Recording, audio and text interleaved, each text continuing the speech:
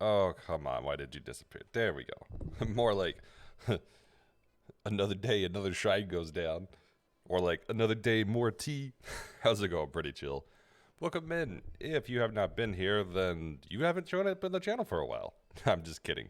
If you haven't been here, we are playing Breath of the Wild with, well, defeating every shrine, including DLC, and Divine Beast, including DLC Divine Beast, without jumping or paragliding. That's off limits. Actually, this is probably a very interesting shrine to load in on, because this shrine normally requires, guess what, paragliding. So I guess if you weren't here last time, chicken. Yeah, the shrine was chicken. Because chicken actually turns out to be bootleg paraglider. You just can't take it into shrines. Anyways, we have done 95 of the base game shrines and roughly 6 of the DLC. Actually, maybe we haven't done any outside of the plateau. Are we up to 4 or 5 or 6? Well, I know we've done at least 4 of the DLC shrines. I'm not certain we've done any more. But speaking of DLC shrines, I should probably go ahead and unlock the rest of them.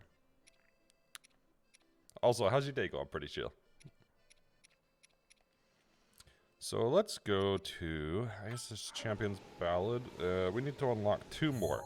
We need to unlock the ones in the desert and ex-Champion's, the Rito one, Zora. God, it's early. Okay, so Zora's Domain 1. I'm not sure where the best spot to go from is. Probably for here. Future speed streams would be cool to create a checkbox system so you or viewers can see what's been done. Yeah, actually, I have a list of the shrines in no particular order, but I have a list of them. I wonder how I would do that, though.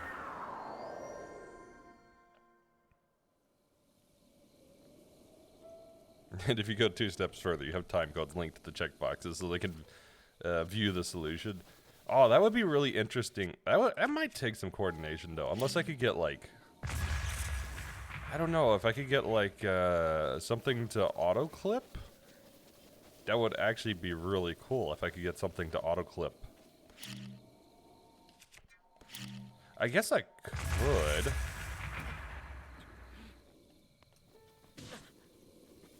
Oh god, I'm stuck. Okay,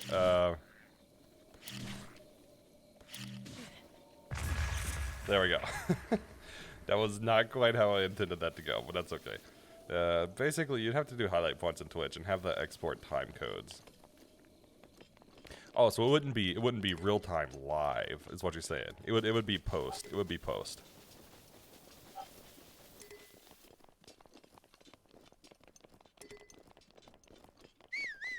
So basically, I do all the highlighting after stream. You know,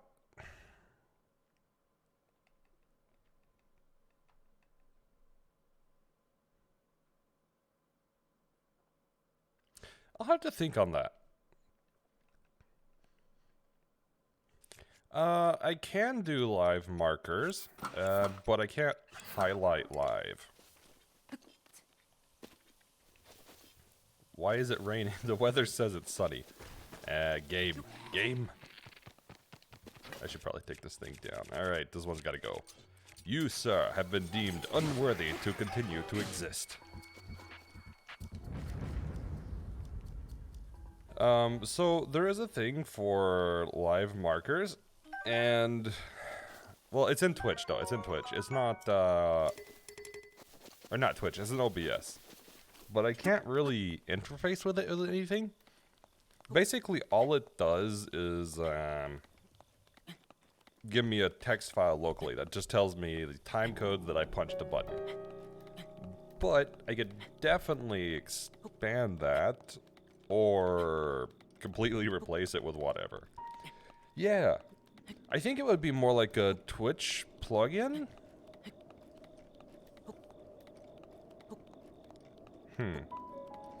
Well, because, okay, the predicament would be, I would need some sort of, like, separate list for everything that I do. Yeah, because I don't run, like, just Breath of the Wild, right? If I ran just Breath of the Wild, then it would be super simple, because I just list the shrines, right? Divine Beast, whatever. It's the same things all the time.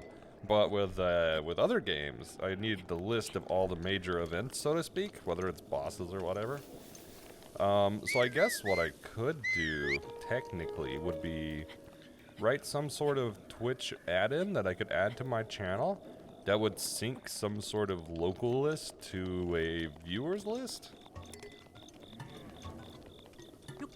You're thinking the randomizer runs, right? Their checkboxes are listed that viewers can see update in real time, right? So the randomizer, actually...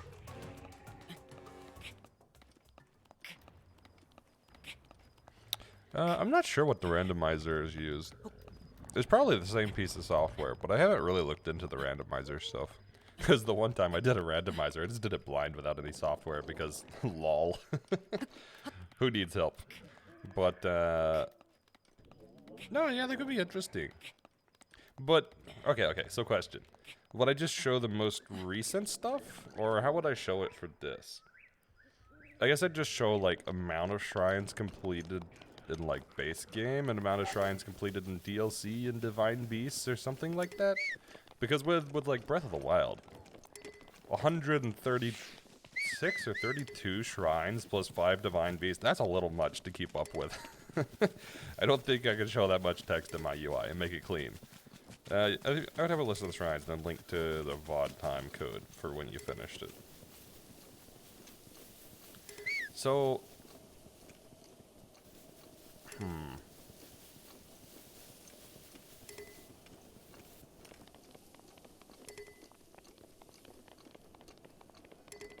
I think I would, if I was gonna do every shrine, I think I would need, some sort of extension in Twitch. No, it's good, it's good. It's a good topic. Because, okay, the main thing is, like I said, with the shrines, there are just so many shrines in the game that, like... It's just not gonna fit in my UI. Unless it's, like, scrollable or something. Which, that's an option. You can actually use, what's it called? Live Split? It's the speedrun tool. You can use the speedrun tool to get this sort of, like, scrollable text that'll just keep up if you know the order of stuff that you need to do. And I could just, like, clip out the timings on it, or just not use the timings. And I mean, for most runs, I sort of have that list anyways. The only thing is like this run, for example, I didn't have my shrines ordered. Oh? I could work around that, though. Hmm? Then I guess for, like, Nuzlocke, you would have gems?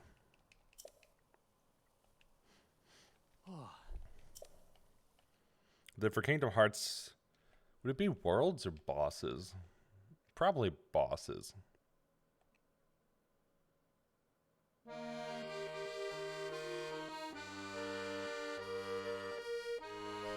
Oh, one sec. I meant to send Nina a message because Nina probably wants to know.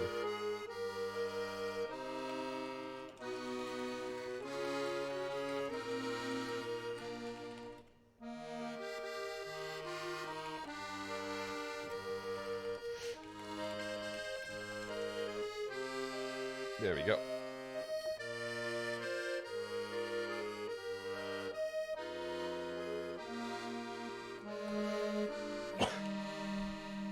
The way you're envisioning it, just create a list or checklist with every shrine of their important things. Then as you beat them, you just add the hyperlink either next to it or embed it in the name of the shrine / other thing.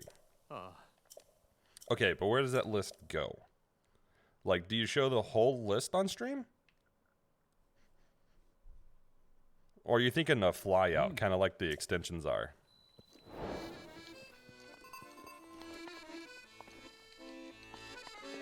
Okay, see, that's what I was getting hung up on. I thought you meant you show, like, every shrine all at once. I was like, I was like, there's no way that's fitting on stream. Just exclamation list or an extension. Oh, actually, so, I have this. and I could make use of this potentially. It's not even, it's something I've actually had an idea for, was to make use of this. Have like a subpage, I don't know what I'd call it, but you have like a subpage that would let me track each run, and then it would just sync with something locally, or I'd have something that like auto-updated it live. So that's something I've thought about.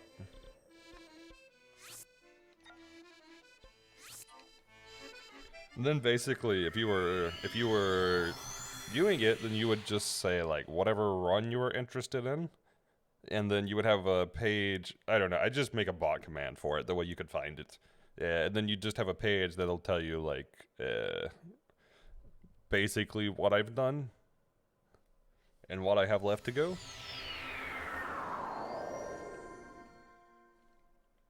Yeah, the time codes would just be an addition to what I was thinking, but it would be a good addition. It would be a good addition. Or the ones that I've specifically highlighted, I could just link the highlight to. Hey, Darius, how's it going? Welcome in. How are you today? We are just getting started by finishing unlocking the DLC shrines, because those are the only things that I don't have unlocked at this point. At least I don't think there's anything else I'm missing. Anyways, let me get you a shout out real quick. I don't think any of my mods are in yet, so if you have not checked Darius out, I would appreciate it if you could go check out his content, and if you enjoy, drop a follow, as he's a good friend of mine. Lazy mods, SMH. I know, right? Actually, I think Rocky stayed up late again. And Aura, there's no telling. There's no telling. So Aura's probably like watching, but on Saturn's account, just to mess with me. Or Saturn's watching on Aura's account, because they do that to me all the time.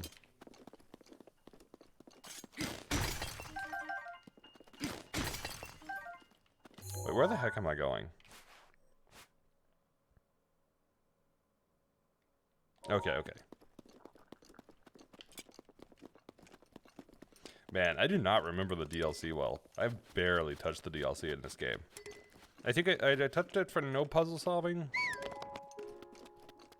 I don't really remember any of my solutions for no puzzle solving. I guess I did feature it in the video. And I technically did it for No Sheikah Slate, but I didn't do the Divine Beast. I remember a couple for No Sheikah Slate. But mostly the plateau ones we've already done. I don't really remember many of the others.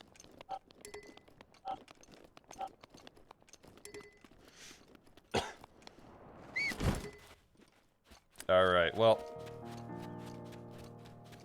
I'm gonna say that doesn't count. But I could climb back up the cliff and drop off again if you want. I don't think it really counted for anything though. Accidental press of the paraglider. Nina, how's it going? Welcome in. How are you today? Let me grab you a shout out too while I'm at it. If you've not checked Nina's channel out, I would appreciate it if you could go give their content a view, and if you enjoy, drop them a follow as well. They're a good friend. And I hear tell that they might be streaming some new stuff soon. I hear tell. They might be doing some non-Breath of the Wild stuff. Still a bit busy? Ah, no worries. Yeah, I just figured I'd ping you since I don't normally stream Breath of the Wild on Fridays. Wait, is it Friday or Saturday? Hold up. I'm so out of it.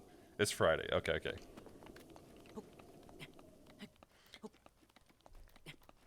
Yeah, so I figured I'd drop you a message since it's pretty abnormal for me to stream. It's also abnormal for me to stream this early on a Friday.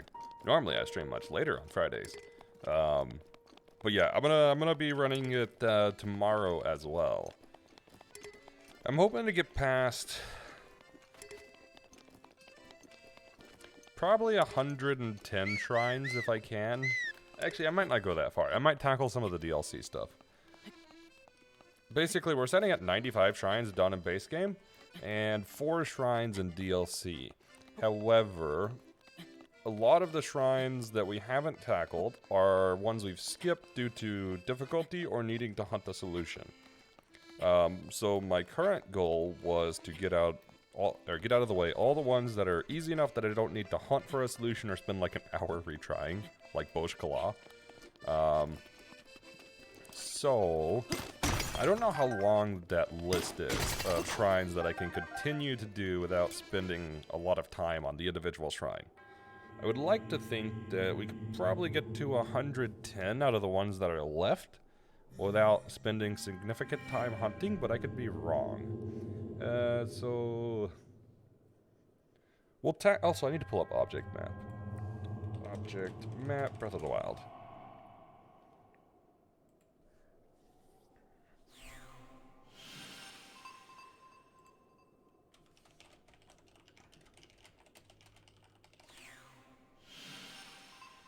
So, to start today, I think we're going to tackle Ishtosol, which actually might seem harder than it is. I haven't tried anything, so I can't prove that it's easy.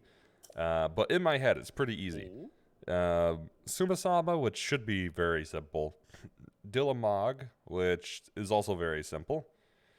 I guess I'll do Misei Suma. I kind of don't want to do Misei Suma, but I guess I'll do Misei Suma. Helping your kids with a software update via telephone. Oh, joy. Best of luck with that. Supporting people over phone is tons of fun. I'm sure you know that experience too, Pretty Chill, huh?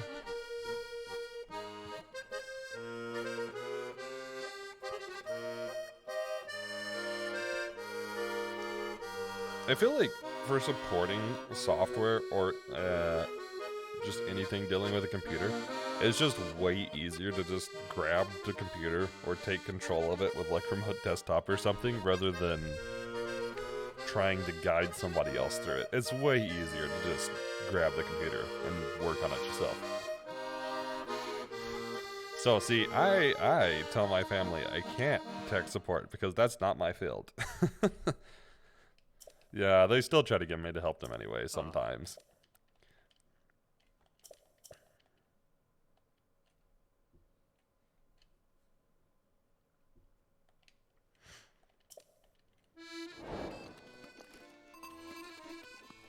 See, the trick is to act like you know less than them, and then they'll never come to you. I'm just kidding, I'm just kidding. Okay, so, let's head to Ishtoso. Actually, since we're already up this high, I guess we'll go ahead and do Sumasama.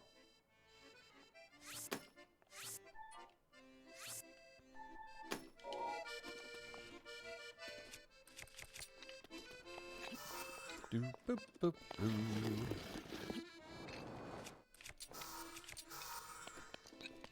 I think I pulled it too late. That's probably what happened there.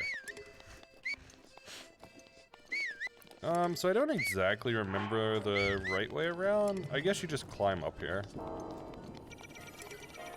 Oh god. Okay, okay, okay.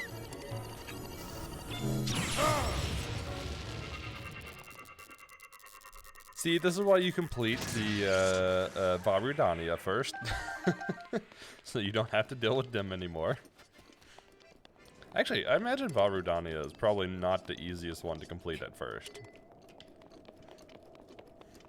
Because you have to have money for the clothing to protect yourself from Rudania. And that clothing is not that cheap. That one's like 2,000 or 3,000 rubies if I remember. Although I guess you can get away with 2 parts instead of the full set. But it's also like the furthest one away from you. So that's probably the hardest one to start with.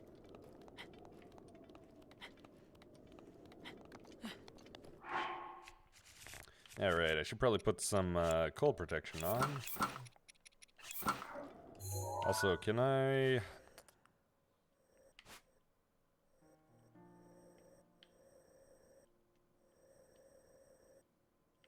Okay, I'm gonna need to go up 1 level, so I guess I'll just go ahead and go up 1 level. Wait, am I going... So I'm not going all the way up here. Okay, okay.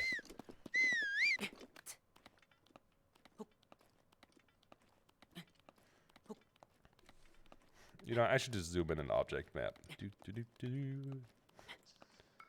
So before the large circle. Got it.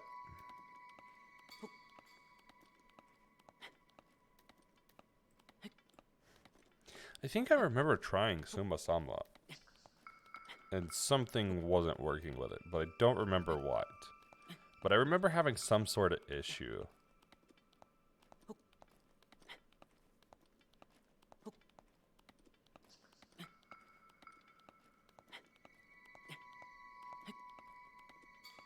I don't remember what the issue was, though.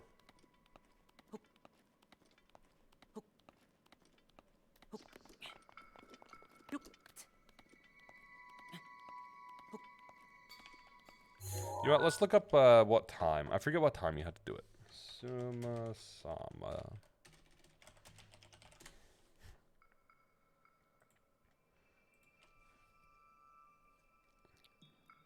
Alright, you start the shrine at between 4 and 6 p.m.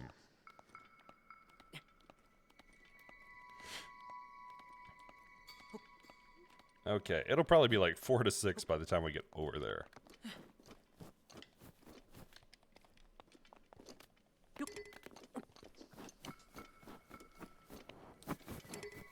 Okay, so we'll do this one and then we'll go Ishto-so. This one will be pretty simple. It's just a blessing shrine, so there's nothing really that special. The hardest part is just climbing the cliffs.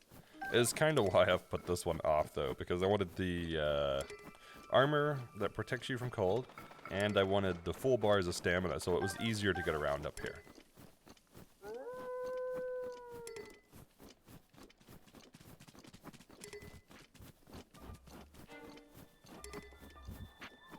Yeah, I mean, there's the only run that posed a problem with this shrine was Slateless. Just because with Slateless, the time wasn't running.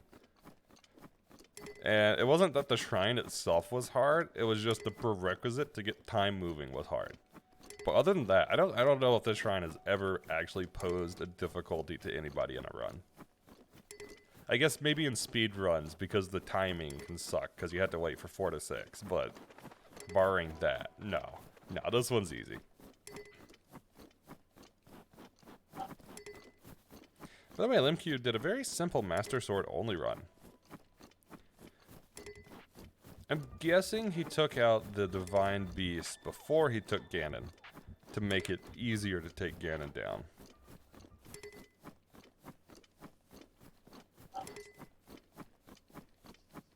Actually, if you say very simple, maybe not. Maybe he did less than that.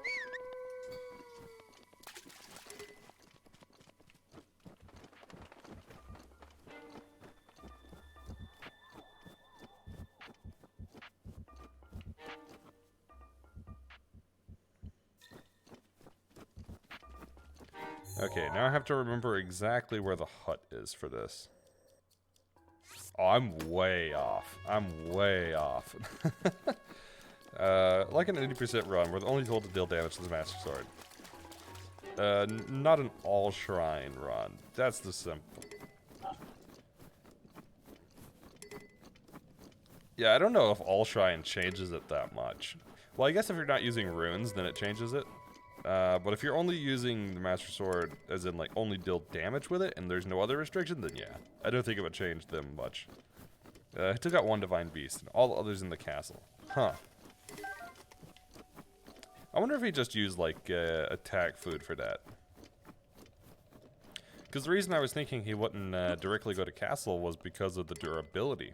I mean, I guess to be fair, you can set in a fight long enough that you let it recharge, but that's not really a great strategy. So arguably, you're better off taking down a Divine Beast or few before doing that, just for time's sake. Unless there's a way to make the Master Sword recharge faster?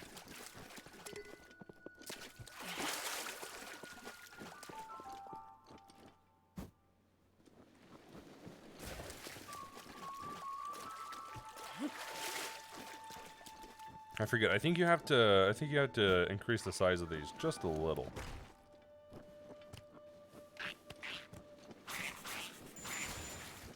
But it has certainly been a minute since I've done this.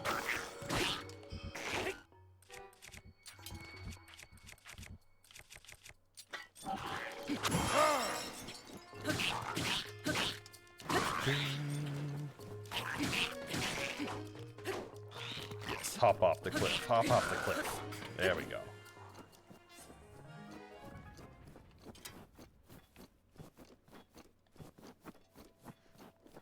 Okay, can we still lift? We can still lift. This should be good enough. And then we want to get here.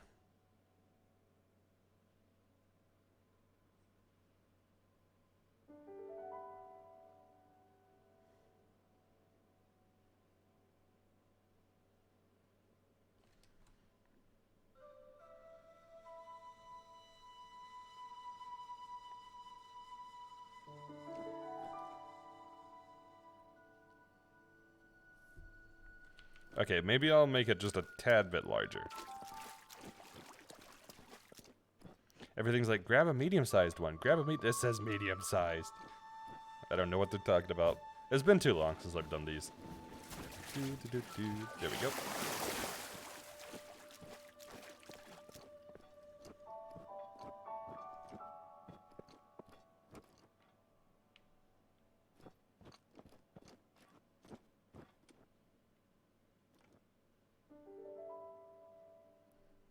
Okay, maybe this will do it. Oh, it doesn't activate till 4 to 6. That's what it is. You know, I think last time I was doing this, it wasn't activated, so that was the issue I was having. Oh yeah, because I was trying to hit it with a different shadow, but it never lit up for some reason. So I think that's why whatever I was testing didn't work.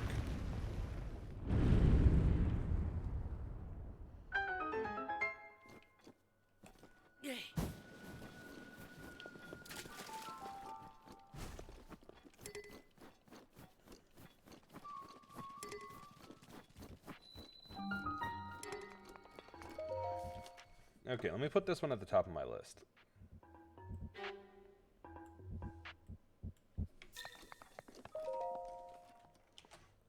So, Sumasama complete.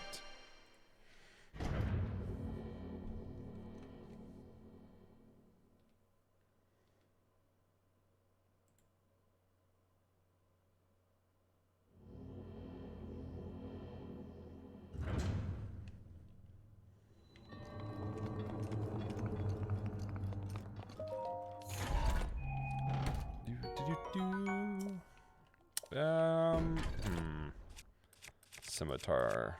Do we have anything to get rid of? I guess, you know what? Yeah, this flame blade's almost gone. So we'll replace that with the scimitar.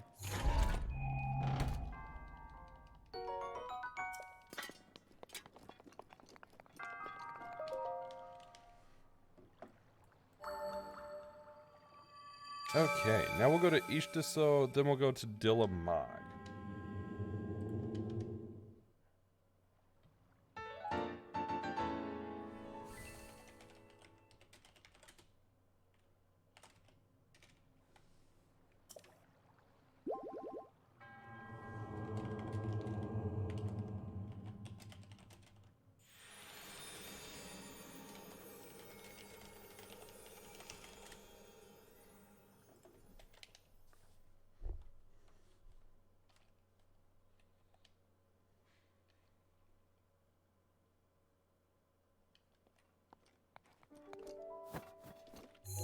So, Ishtoso is here. Is there some weird requirement to get in? No, this one didn't have a weird requirement. This one was just difficult to clip in. That's what it was.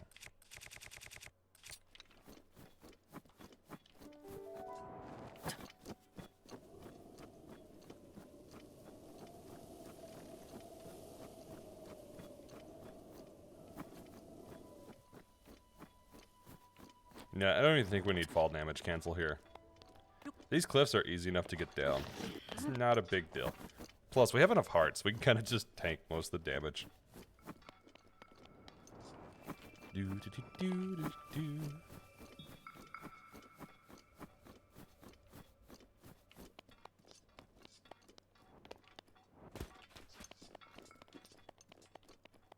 Okay, this part we might need fall damage cancel for.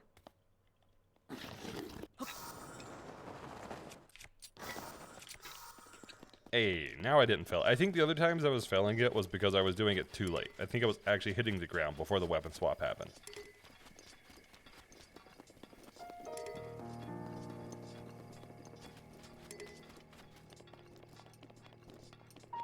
Do do do do.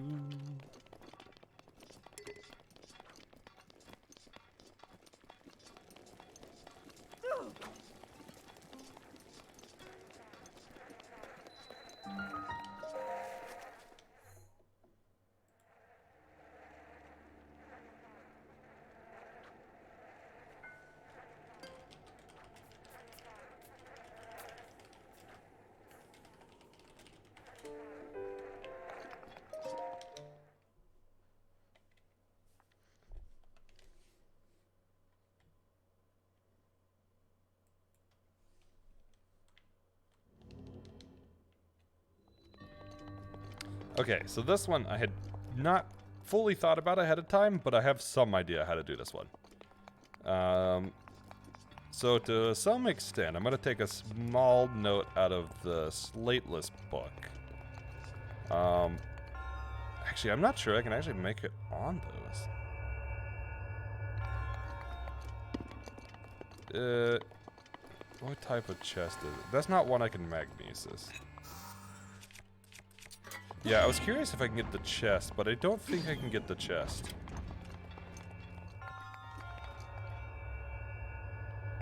Yeah, you could just go this way.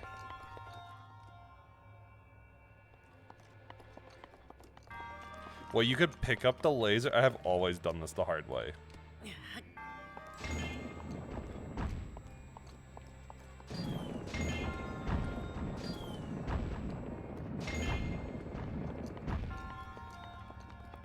Yep, I think I see what you're saying. And now you can stasis to disable it, right?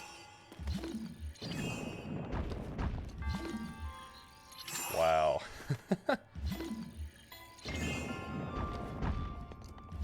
Hey, look at me actually thinking with runes for once.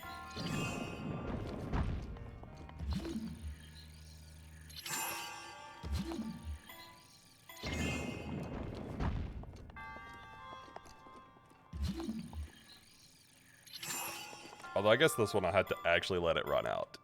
Yeah, that was a lot easier than what I was envisioning. What I was envisioning was actually doing the double bomb tactic to get up. But that's way easier.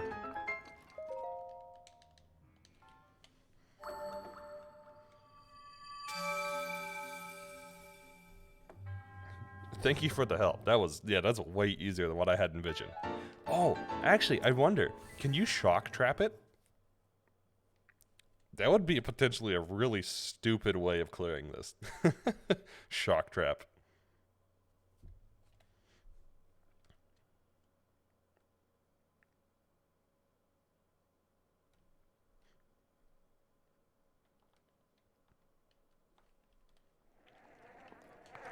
Okay, let me mark that one off. Ishta Soul.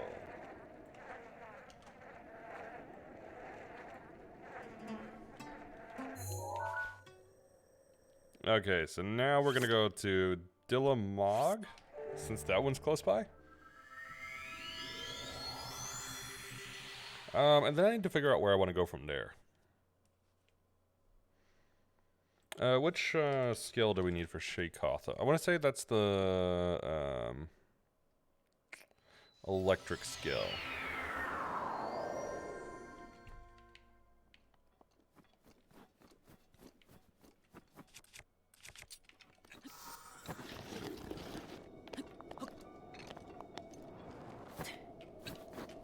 Okay, Sheikatha, let's see. You need ferocious skill. So which skills do I have? I think I got one inside of Hyrule Castle already.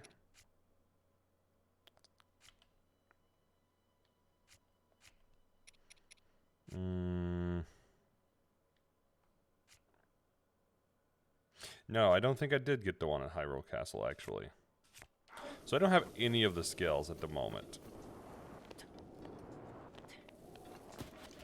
Ferocious is not hard, even without jumping. Yeah, I figure all of them, what I'll do is I'll just, I'll find the dragon, I'll camp, and then I'll hit them, and then just go to wherever it drops. Like, it may suck to run there, but it'll drop where it drops. It should be easy. You gave it a try? Hey. You were testing ahead of time.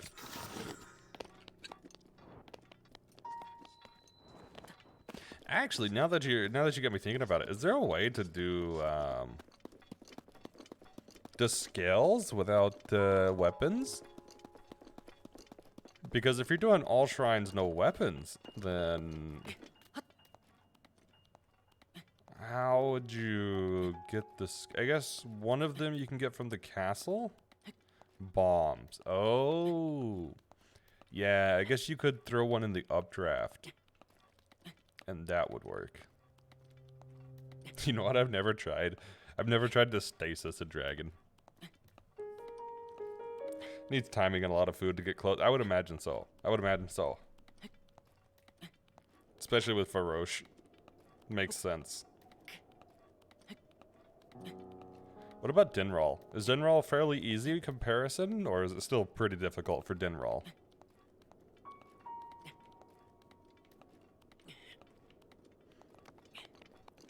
Can't stasis a dragon yet. If only. That would be really cool. It would show off like how powerful the runes actually are.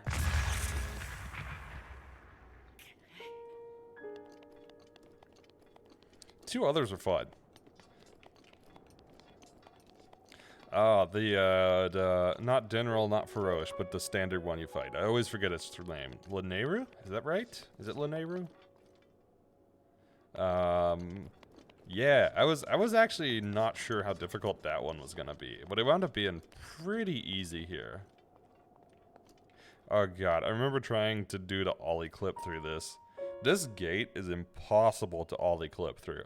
I tried for like 7 hours straight. I could not ollie clip through this. It just like forced me back out.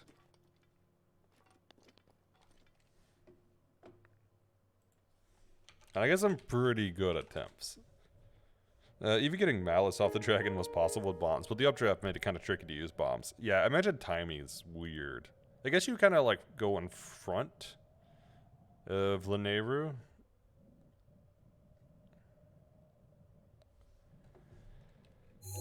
Okay, so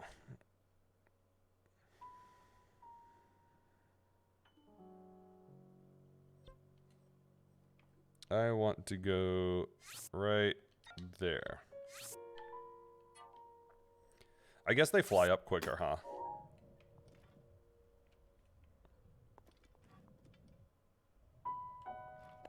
So I do need to get on that side. Alright, alright. Let's hope the bombs work.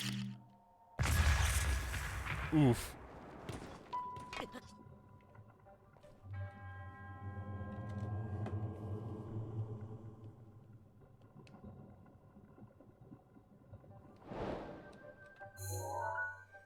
Wait, east side?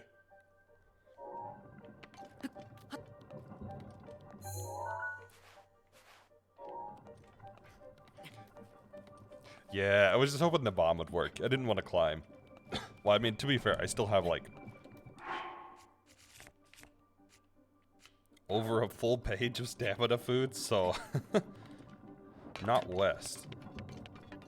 Okay, I was following a map, but, I think I know where I'm supposed to go by that.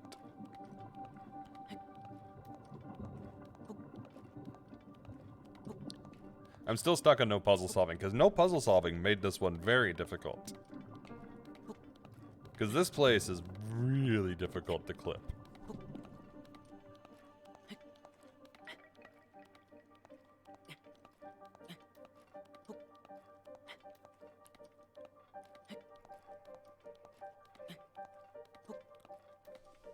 You know what? I need a little more tea. Let me sip my tea real quick.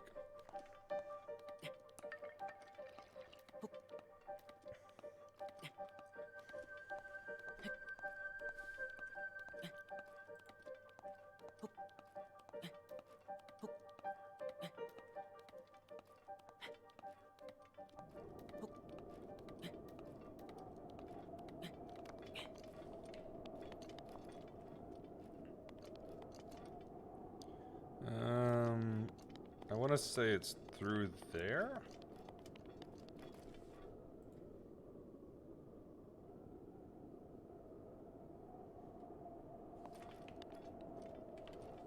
Okay, so remove the point. Probably right here.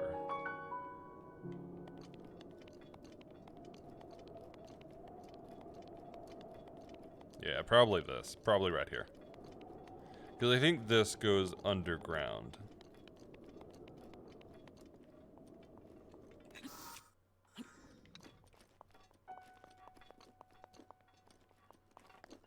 Wait, on the south side of your mark. So, like, there, basically. It's not in the inside, is it? Is it in the interior? Maybe it is in the interior. Alright, let's try to get across.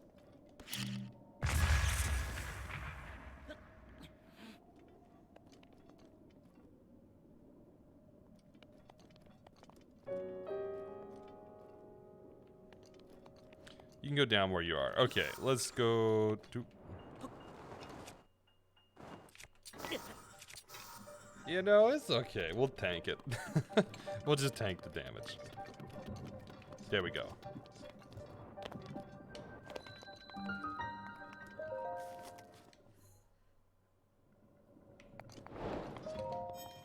Da, da, da, da, da. Yeah, I think the stream was a little bit behind there. Okay, so the image I was looking at for route has you going through like... Okay, well just... I'm gonna send you this. You'll see why it was so confusing. There you go. That was the route. That is the intended solution, I guess. I don't know. That's a really janky route. I don't think I've ever actually done that route. It's hard to describe in chat. Fright. Oh, that's where the other barbarian is. Intended. Lol. See, the thing is if you look at the intended routes, right, you can figure out the actual points you need to get to. Because the big thing with that one is you just need to get to the underground part. But they don't tell you where that is. Hey, Rocky. How's it going? Welcome in. How are you? Did you write your stuff down like I told you? Well, I told you like 30 minutes ago, but... Alright, let's mark Dilamog off. So that's 98. Okay, where do we want to go now?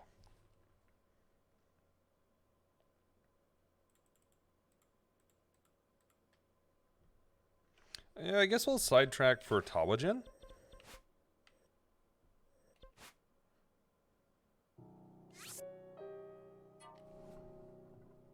Might as well get Tawagen out of the way.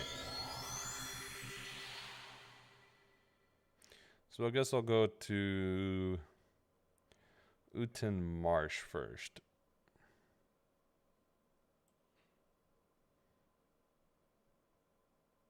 I can't remember. Is that's where one. It's gonna be Rebella Wetland, Hanu Pond, and Uten Marsh. Okay.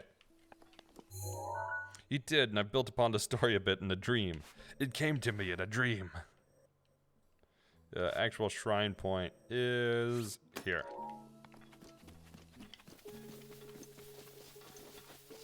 Man, it's so weird to me. I feel like everybody's like, man, I had this awesome dream last night. Man, I had a dream last night, and I'm like, I don't remember my dream for like 2 years now. I like never remember anything that I actually dream on. Whilst in the dream, I realized how horribly I named the game in the sequel. Well, good thing, since it's not released yet, you can rename it.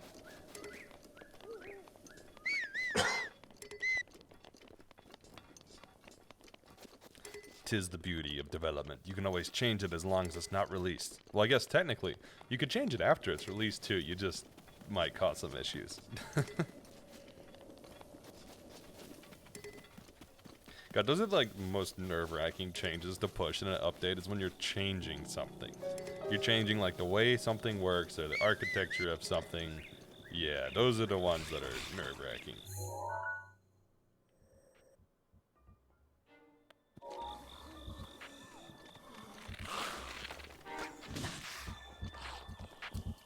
I guess I should probably not whistle sprint by this guy, huh?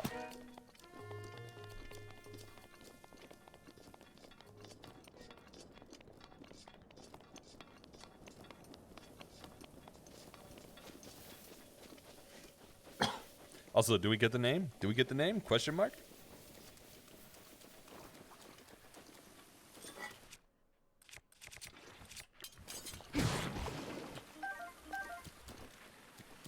This Delboko killed me in one of my runs. They're annoying. They are. Originally named the first game 9 in my mind. And then the next game would have been 11, which is problematic for obvious reasons. Where's the first 8?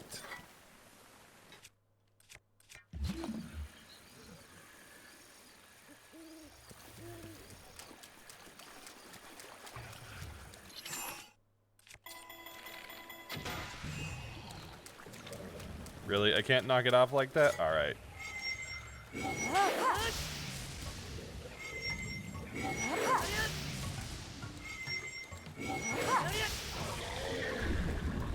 Goodbye.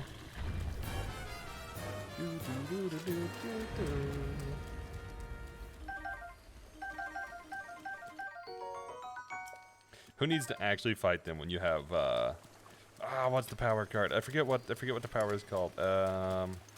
Urbosa's Fury. There we go. That's the name of it. I don't know why that one's so hard to remember. That one's just really hard for me to remember.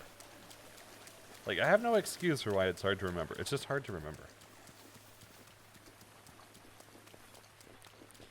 Yeah, I wasn't going to, and then I was like, wait a minute, I can't jump to get on top of them. And I was like, huh. Even the one with the Boko friends around. Is that the youngest one?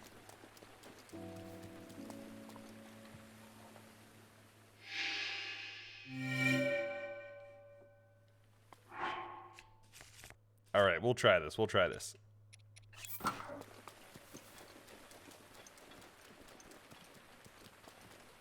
I think this is where the next one is. Yes, this one is over here. I do remember this, sort of. He lifts you up? What? I've never known this. Yeah, I've always just, like, gotten on top of them and stolen it first.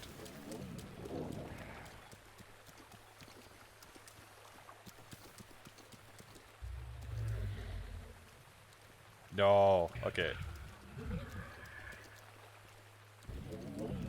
Oh, there we go, there we go. Did I just clip through his shoulder?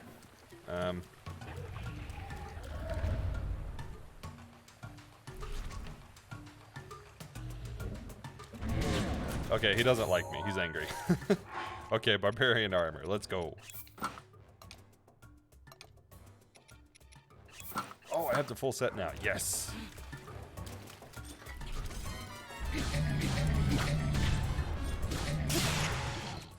Actually, that does a lot. Holy cow.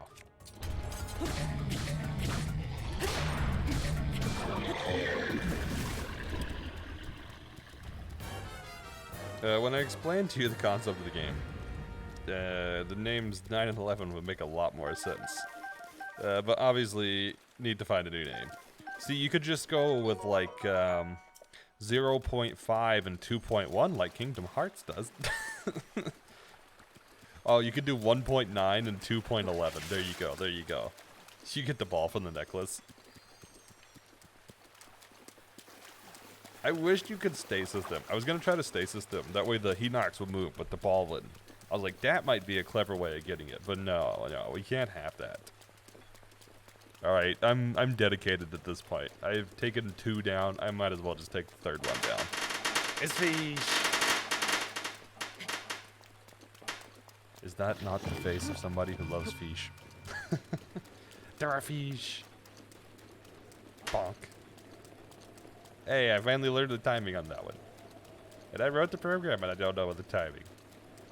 Actually, it's really interesting. Whoa, we haven't had that redeem in a while. I am the Paladin. This is Paladin Links, where it doesn't need to blink my eyes because it looks better when it's not blinking. Stop blinking me. VC face, stop. I wonder what would happen if you just like turned all redeems on. I don't think I have. Do I have synthwave enabled? I don't think I have synthwave enabled because I didn't fix it. Protection is now ready to roll. All right, I'm gonna have to try a chaotic thing later. We might just do a like all redeem button, call it like 10k points or something. And it's just like content aware, scan, shiny, light, everything. That would be pretty cool. I might try that. Okay, so this is the last one. By the way, I brought one of those balls to Impa. Oh, were you trying to use it? Well, no, I guess you wouldn't need it for Impa. You tried to cheat and get hers. I tried for a bit to figure out how to get that one. I couldn't find a way to get it. I even tried collision overloading in the water behind her to try to break the invisible trigger, whatever it is. I could not get that one. But I did try.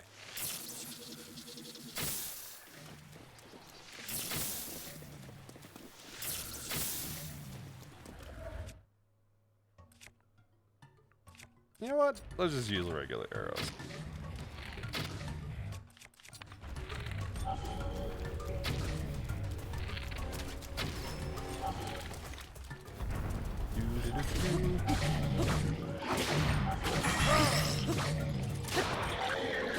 Man, the barbarian armor really goes a long ways, huh? I didn't realize the attack boost was that high. Well, I guess, okay, it's maybe it's not that good on master mode, but on standard mode, heck yeah.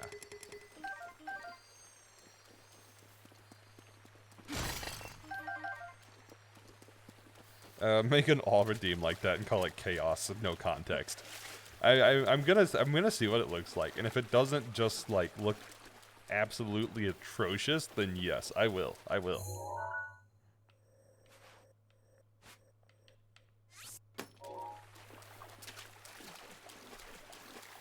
You know what? Here, I'll even go ahead and write it down.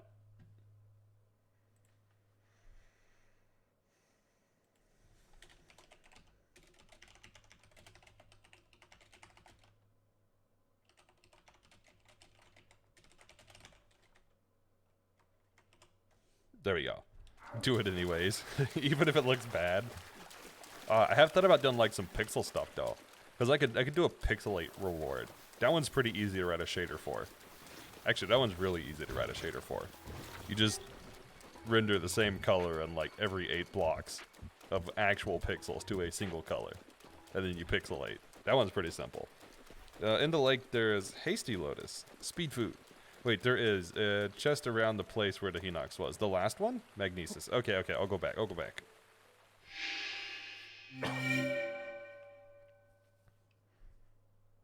Well, to be fair, I think the program I'm using has a pixelate thing. Hold on, let me see. I'm gonna toggle UI for a second.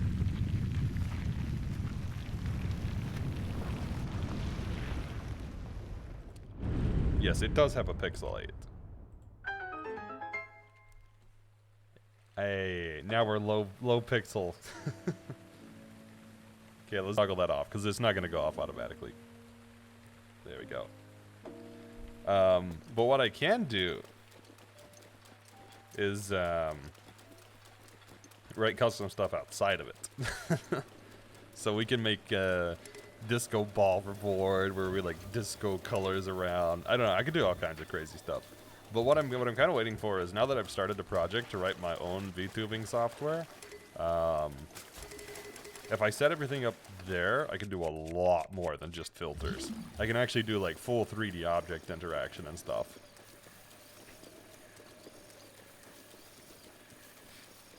Go back. You know what? Yeah, let's do Shrine. Then we'll go back.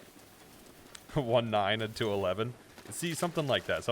It's less confusing than Kingdom Hearts still. Let's be honest.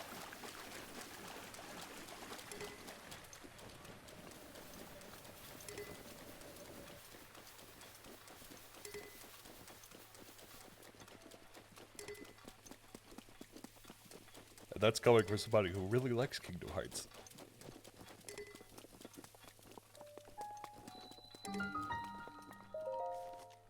Oh, speaking of the Kingdom Hearts stuff, I didn't show you the Yozora fight, did I, Rocky? I should send you the Yozora fight.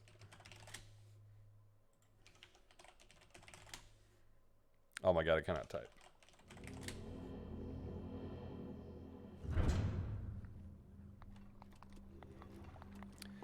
Limit cut. I should be able to share a single video, I think.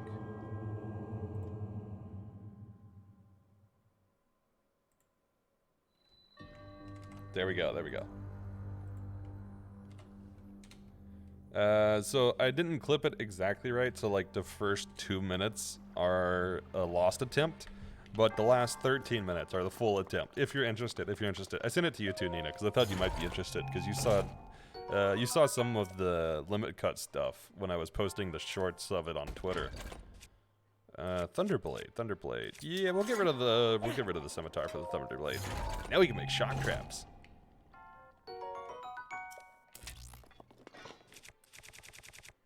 Like I said, I lose the first attempt in that video. I thought I cut it correctly, but I lose the first. It's like 2 minutes. It's fairly short.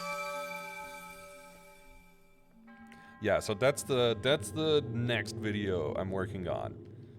So that is the very last fight of that video. That is by far the hardest one. The video you're watching does not do it justice at all. Yozora is a very interesting boss. Basically, Yozora, unlike every other boss in the entire Kingdom Hearts series, has 0 attack patterns. He can literally start and chain any move into any move. He has no patterns. In fact, you'll see it in the winning clip. But there's a phase called the perfection phase, which is what most bosses would do when they're like half health. Now he can literally just start the battle like that and just go to his hard phase immediately at like second 0. So it is brutal. And on top of that, there are actually attacks he does that don't show in that attempt because he doesn't have to use all of his attacks. And I even had one instance where he doubled and used the same attack multiple times against me, which really threw me off because that's extremely uncommon.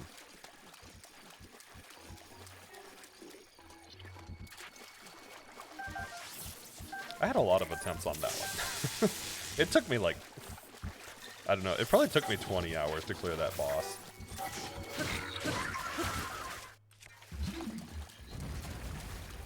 Yeah, I'm used to magnesis. Alright, alright.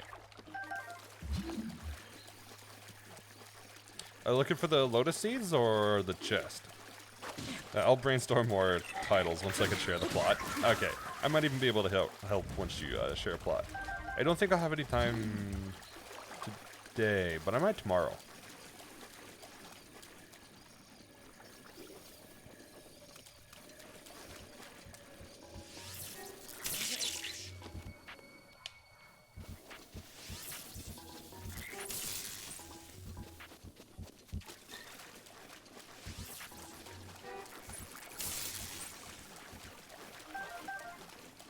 Stacia should show both. Gotcha. I should have checked, but I had saw those ahead of time. So let's just grab those.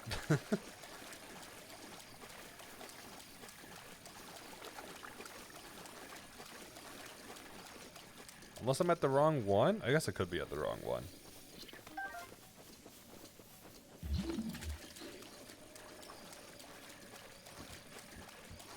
Just should be at the bone structure. Ah, I see.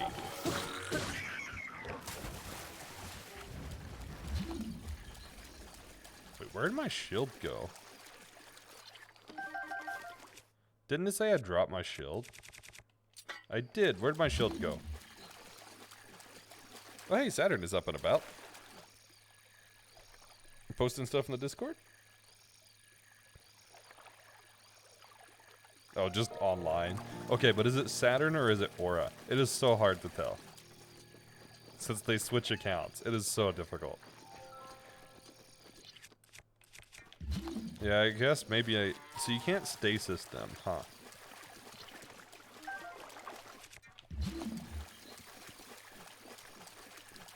You have thoughts. Or interesting. I have thoughts. I have thoughts.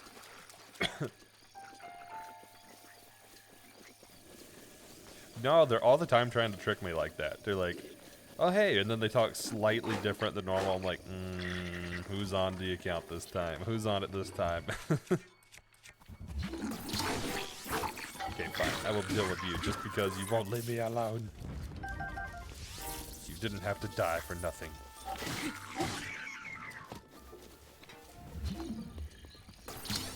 You could have lived in peace, Bokoblin.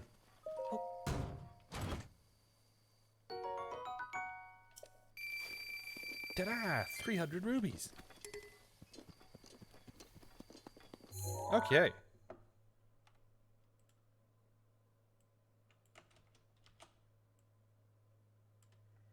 So Tawagen is down. Didn't I do Rakazunzo? I know I didn't. Yes, no, I did Shoka to Town. That's what I was thinking of. Okay, okay.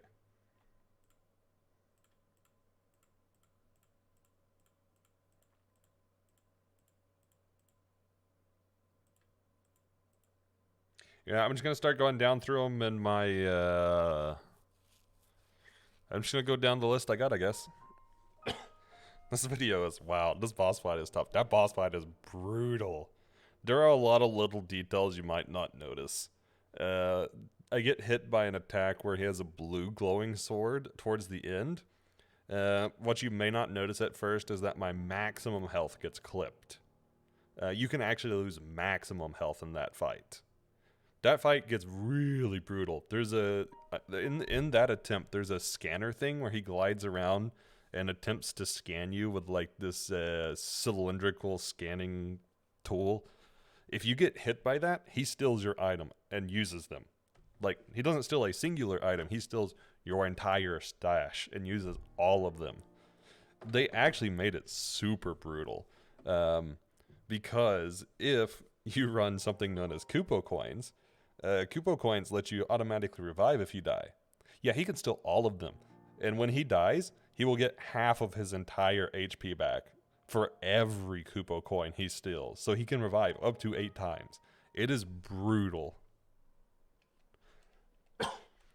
So effectively, he has like 14 health bars. So basically like 8 times 7 plus 14 health bars if he steals your Kupo coins.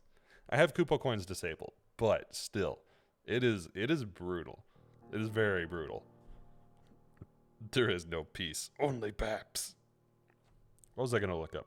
Oh yeah, Sheikatha, because I need the scale for Sheikatha. Which scale did I need? This was Ferocious scale. I remember we were looking at Feroce for your run, Nina, and I remember going near Shai Uto. In other words, no. No, I'd like, wait, no to, or just, yeah, he just says no if he steals your items. It's brutal. Like, that fight is notoriously rough. People legitimately don't finish Limit Cut because they cannot beat Yozora. Like, it is that brutal. Do you remember what time of day he spawns here? Wasn't it at night?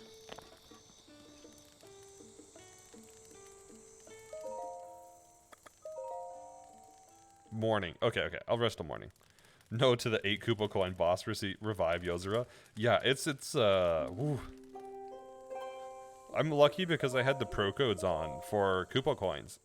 So I couldn't actually use Kupo coins. But yeah, I found that out and I was like, that is horrendous. Use Ancient Bow and regular arrow. Yeah, that makes sense. Ancient Bow is probably the easiest to hit him with.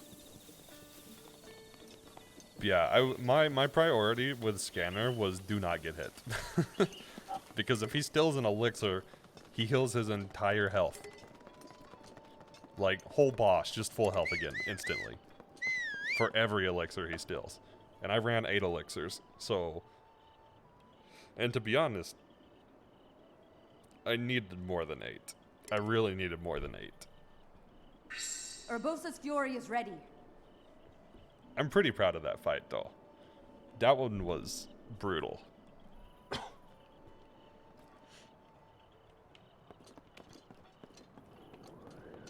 There you are.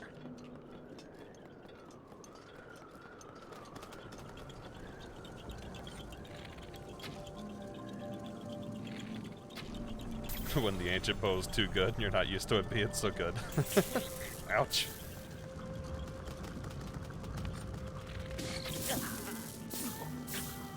Oh, you've got to be kidding me.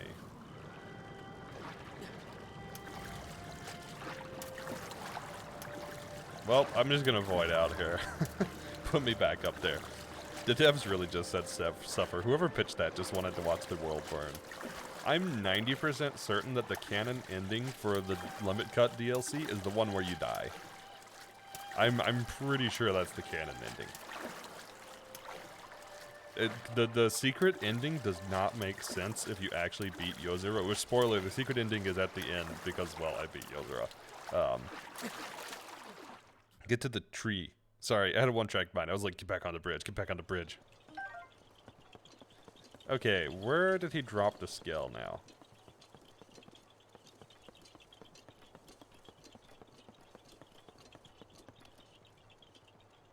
Ah. I see.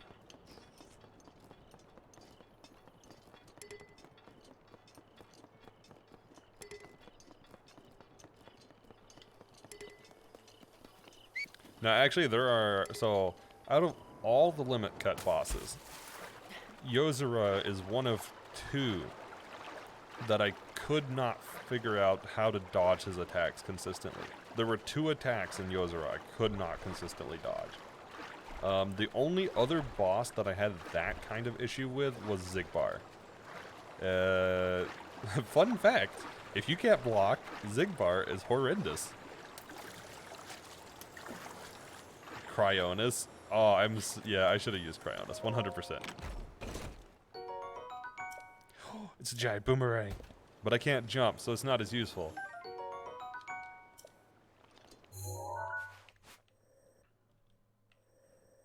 Okay, so we're going to go here. You know what? I'm just gonna go from Shivanir. It'd probably be easier to go from this direction.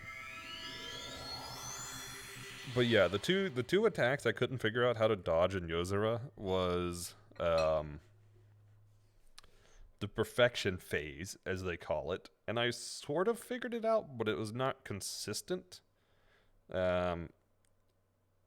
Basically, that one I just saved all my elixirs for and tried to tank it with elixirs. And then the other one is after the perfection phase.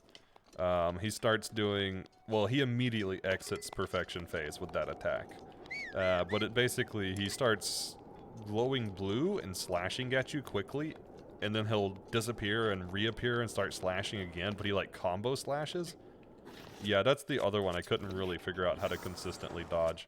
I had some basic strategies for trying to dodge it, but it was kind of just a matter of pray.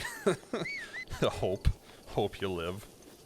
The difference with Zigbar was, at least with Zigbar, I knew the attack that I couldn't dodge well, or at all, wouldn't kill me.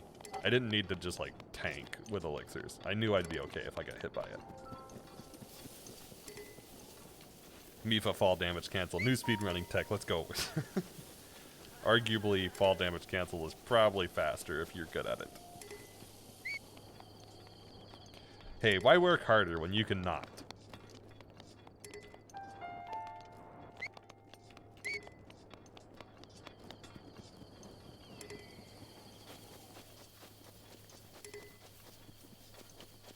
Actually, Rocky, I'm curious. Have you beat Limit Cut? Did you play Limit Cut? The reason I ask is because if you have, I'm curious what you think would be, other than Yozora, the hardest boss when you can't dodge. Or when you can't block, I mean.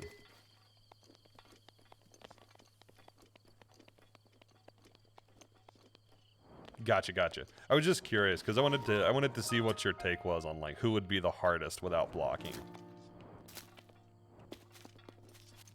I'll be honest, if I tried that fight and Yosura stole my Koopa coins, I'd probably just get up from wherever I have it declared. This is it. I'm gonna be the first person to kill a man with a PS5 controller.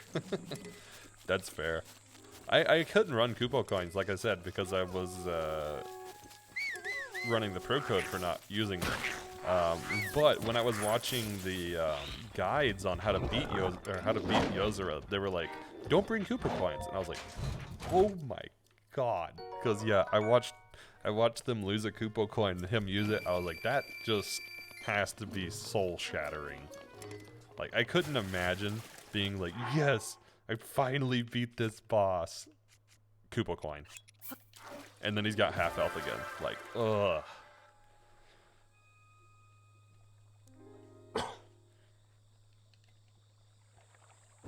Because he is notoriously hard, even without restriction. He is very difficult.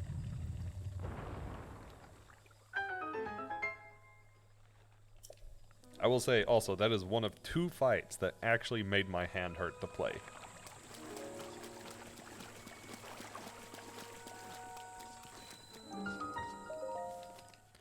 The other one was probably Young Xehanort.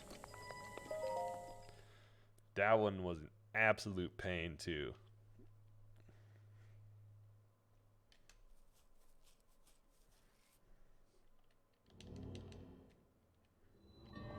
Vexen was always the boss that I had problems with. His freeze and Larxine's flinch is infuriating. I'm disappointed, okay? Well, okay, Vexen isn't in limit cut, but Larxine is. And I highly expected Larxine to be a difficult boss. And I was like, I'm going to struggle with this one. I am terrified. I'm saving Larxine to like fight 8.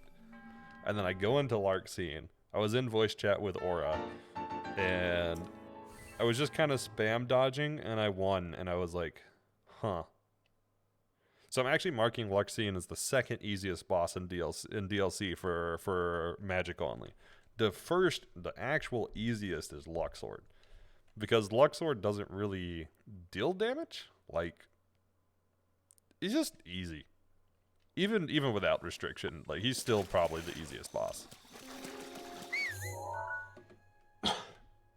Everything other than those 2 though, oof.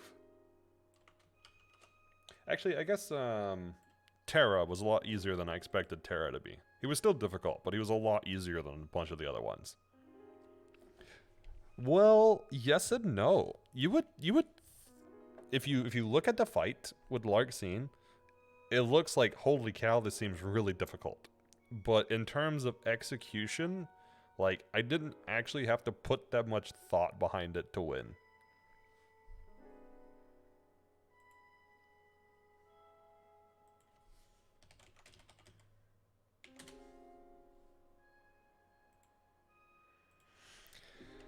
Alright, let's do Mise Suma. As much as I don't want to do the shrine, let's do it.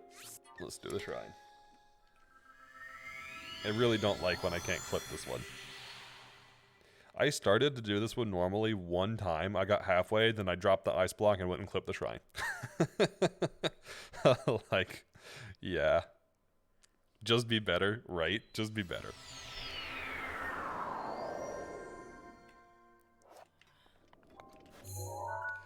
I mean, kind of basically it though.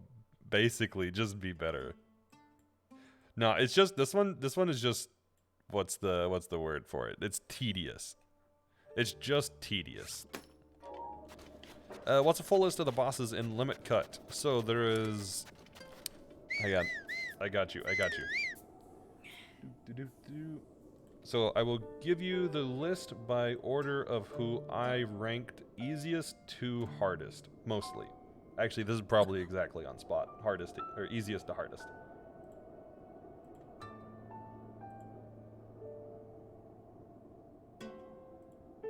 Today your work from home has consisted of restarting a computer for updates. So yeah, that's how your day is going. I mean, that doesn't seem too bad. It seems like not a bad day to me for work from home. It sounds like you have time to do other stuff, maybe. All right, Rocky. So here is the list of, there are 14 bosses. Here's the list from my ranking of easiest to hardest in terms of magic only. Luxord, Larxine, Terra, Ansem, Marluxia, Dark Riku, Vanitas, Young Xehanort, Sykes, Xigbar, Xemnas, Xion, Master Xehanort, and then Yozora. Xion was particularly difficult, like, holy heck. Master Xehanort was just BS. Like, I figured out a really good strategy for him that was super consistent, and then he has like a transitionary phase at half HP or so that is just absolute BS that completely destroyed me almost every single time. You do, but I still don't have power in the office, so you can't even use the setup. Ah, that sucks. Time for a long extension cord? I'm just kidding, I'm just kidding. 100-foot power cord. 500-foot power cord. Oh god, we had those for live events at my last job.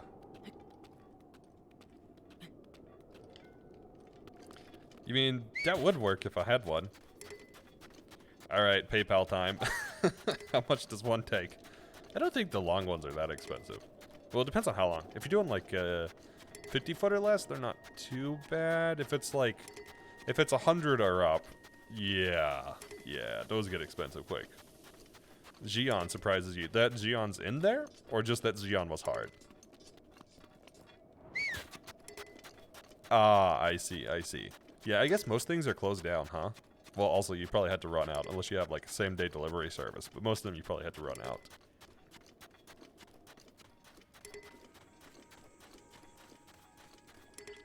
It's 30 Fahrenheit today with wind chill, so yeah, that's fair. That she was hard? Okay, she has a gimmick that is brutal. Basically, Xion snips your max health. So, if you get hit by the extra stuff from Xion, you lose max health for like over a minute. Oh, negative 30. That's way different. Sorry, I read it as 30. I read the tilde. I was like around 30F. No, that's that's brutal.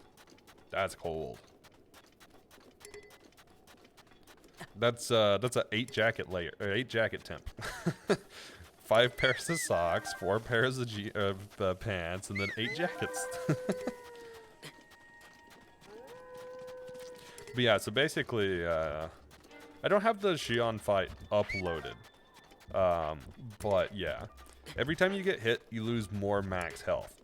And the only way you can get your max health back is to go for about a minute and a half without getting hit, or use either a Panacea or Elixir. So you either have to carry Panaceas to recover your max health, but they don't heal you, or you have to use Elixirs, which kind of sucks because you want to generally save your Elixirs when you really, really need them instead of getting your max health back. But then you play it not carefully because you need your Elixirs, and then you get destroyed because you have 1 max health, and you're like, shoot. Now, the attack pattern is actually fairly difficult, too. Xion has a lot of combo attacks and really large area attacks. It's base temp -7. We have 50 mile per hour wind gusts of wind, bring it down to like -30. That's, yeah. That's how it was when I passed through Montana. Montana was brutal. It was basically that.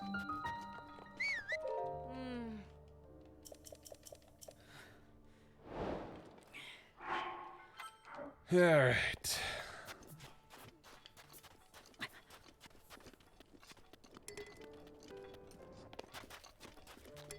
I've never actually done this quest normally. But I have a plan. I have a plan.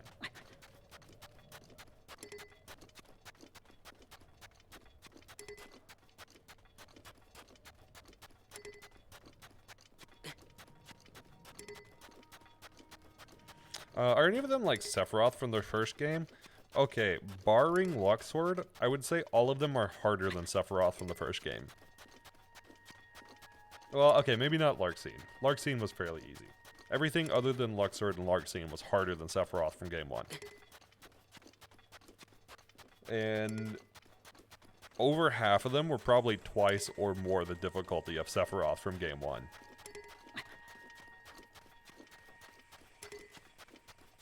Yozora, for example. Yozora is probably like 8 times as difficult as Kingdom Hearts 1 Sephiroth, maybe even more so. Yozora is very brutal. The difference between like Sephiroth and Yozora Okay, Sephiroth, you can see his attacks. You know you're gonna hit. You're gonna get hit. But you have like 3 or 4 seconds to respond to them. Yozora, you have like 0.5 seconds to identify which of his 85 attacks is happening.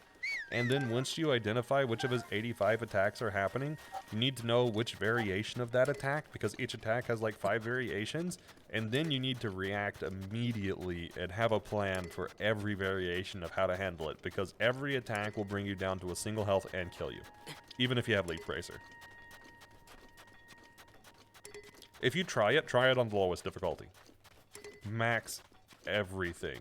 So for reference, if you watched that the fight that I sent via Dropbox there, I was max defense and max magic. Like, you cannot raise the stats anymore. I literally ground out as many magic and defense boosts as I could and maxed completely as far as the game would let me go. I was also max level. Like, they're brutal. They're very brutal. The hard part about Yozora is the last bit. He does this attack where he like slashes towards you but doesn't actually hit you, and then he makes some invisible lasers in front of you and then disappears with the slash. He will wait an unknown amount of time and then slash again with one of like 10 different patterns. And the patterns are really brutal because if you misread them, you die. Like, you just die. You don't get out of them, you die. And each of them has a very different timing of how you need to dodge or block. And he has fake out patterns that specifically fake you out so you will block, and then they hit once your block is down or your dodge is out.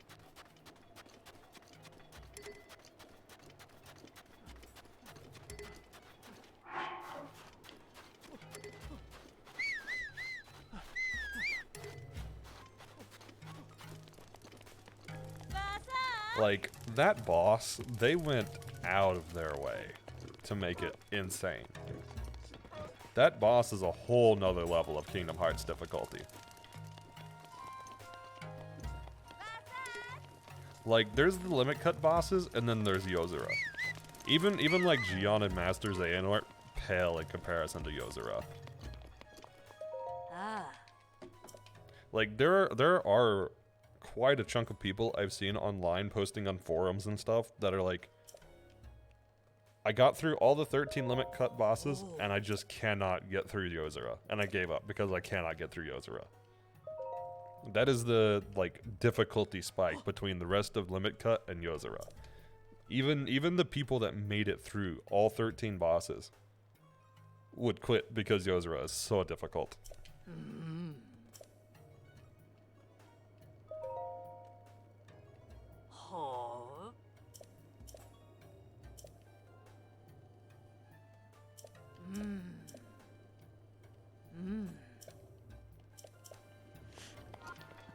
Okay, I forget what time do we have to be there. Unfortunately, you have to be made right now because they're all out of ice. You need to go to the ice house north of town. I say it will help you while it's bright out, though. Of course, of course. So we're gonna use the frost blade here, and I'm hoping the frost blade will help keep this thing cool.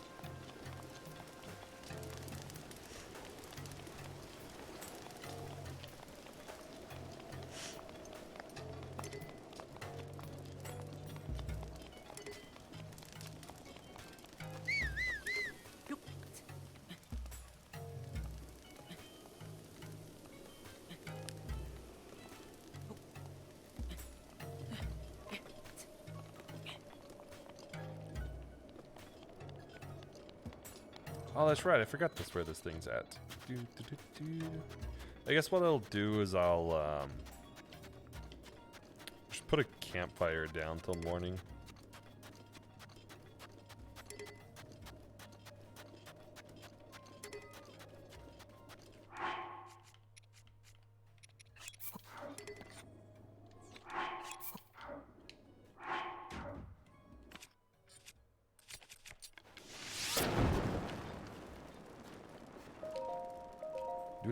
Do-do-do.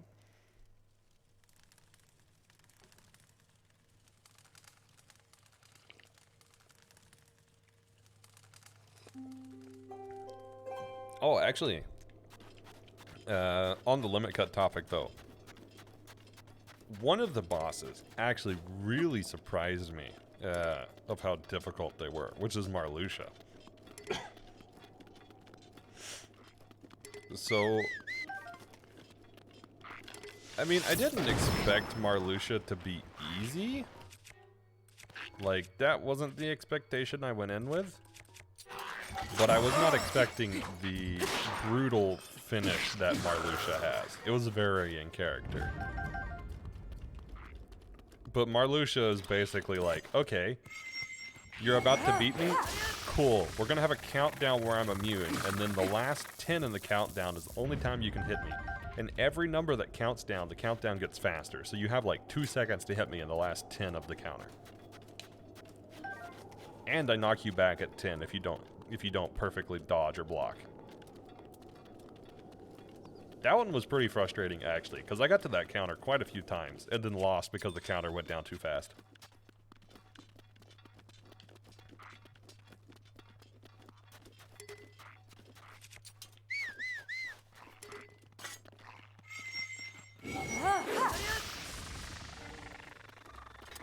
Oh, you're still alive, are you? Let's change that. No, you're not.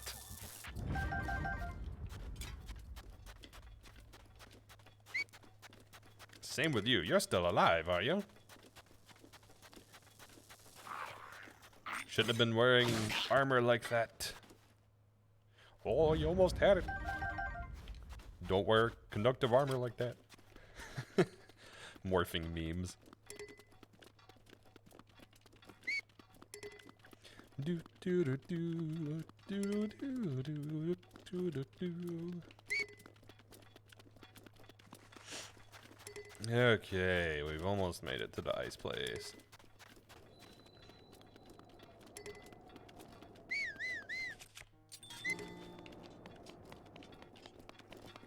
Oh.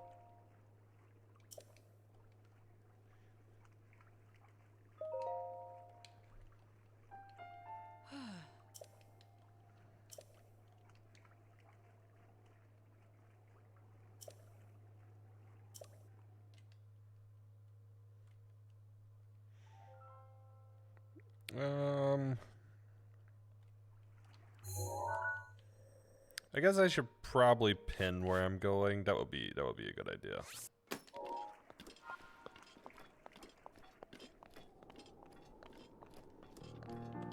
Oh shoot, I didn't make any movement food, did I? I should have made movement food. I have a little bit. I mean, any movement boost is good. You're decorating the tree thingy for the festivities of the next days. Hey, nice. I hope the festivities go well for you over the next few days. We didn't really put one up this year, but move pending. That's my excuse. Pending move.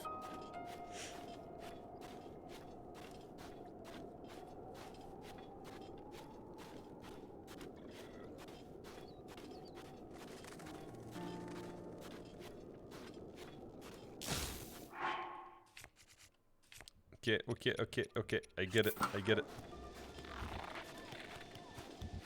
There we go. I should have been wearing Majoras. I'm sorry. Do they still attack you even if you have Majoras with the ice block? Okay, no they don't. That's fair, but I'm watching you.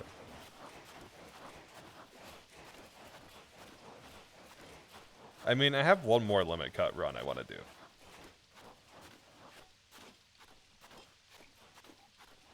The one last limit cut run I'm thinking of is all pro codes, no abilities.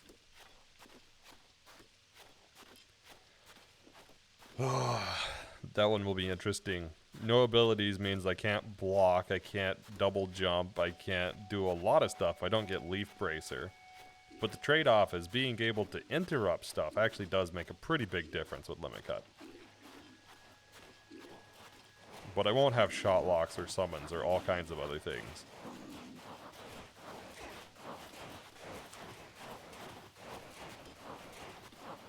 I think I'm gonna try that one. But I need to grind some attack boost before I do that. concern. There have been some people that have done individual bosses in similar restrictions. They usually don't do everything though. They usually do like all pro codes or no abilities. They don't usually do both at the same time.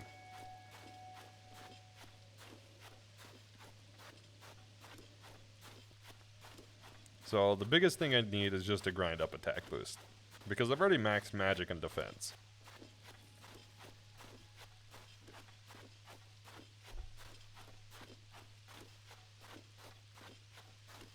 You were trying to kill me, weren't you? No. No, I like legitimately want to do it. Okay, see, the thing was, even though the magic only limit cut was extremely difficult, I did enjoy it. I did quite enjoy it. Even though it was very difficult. It was fun. And I think I would enjoy that run too. See, just because something is innately difficult doesn't mean I don't enjoy it. I do really enjoy the difficulty stuff, including like status only. It's just, yeah, sometimes I do need breaks from the very difficult stuff. Like this run, for example. I wouldn't classify this as extremely difficult in the same way that like limit cut was. It's not that it's not difficult, it's just is very different.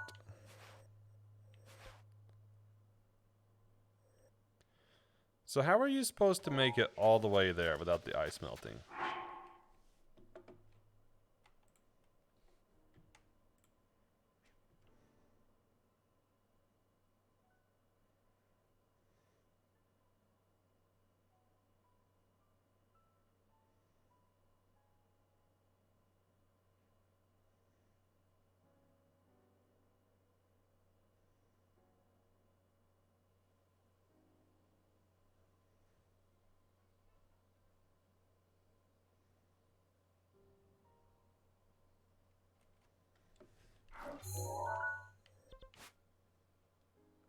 Oh, I went the wrong way.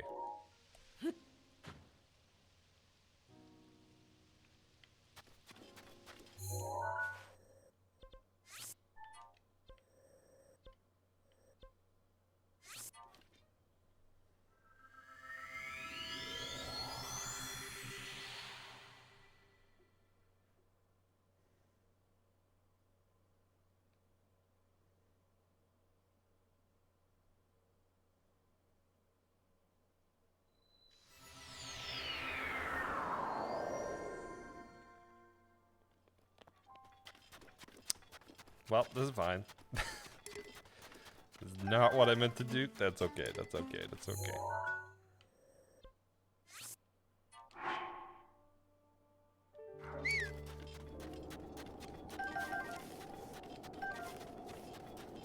Now we need to figure out where the ice thing is again, because I don't know where the ice thing is now. I thought I had to take it all the way to the shrine. Alright. Where was this at?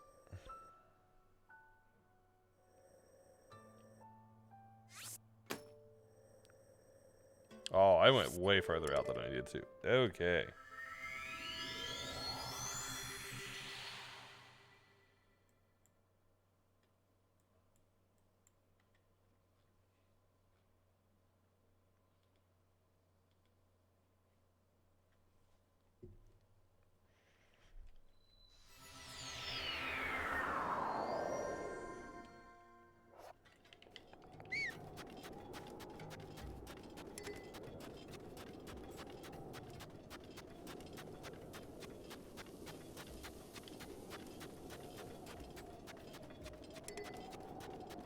Wait, do we just talk to her again to reset?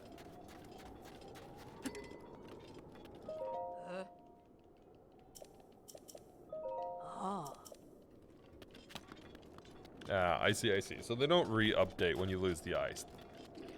I mean, I guess that's fine.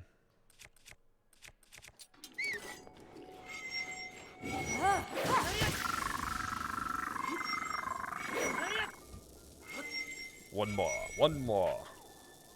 Oh, that was my last one. Oof. Okay, well. There we go.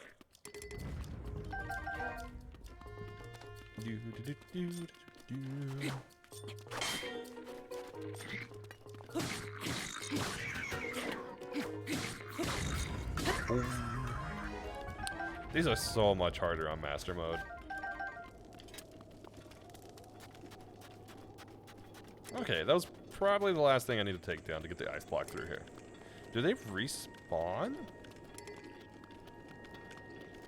No, these are different enemies than last time.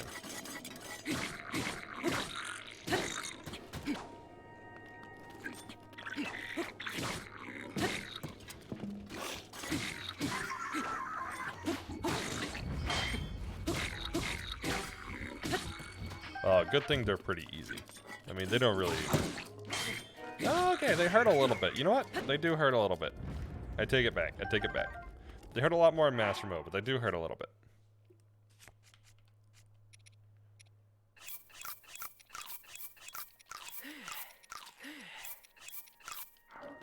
There we go.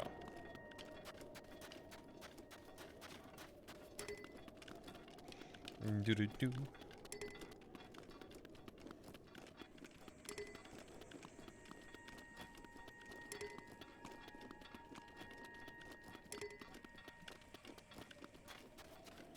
Alright, so after this one, where do we want to go?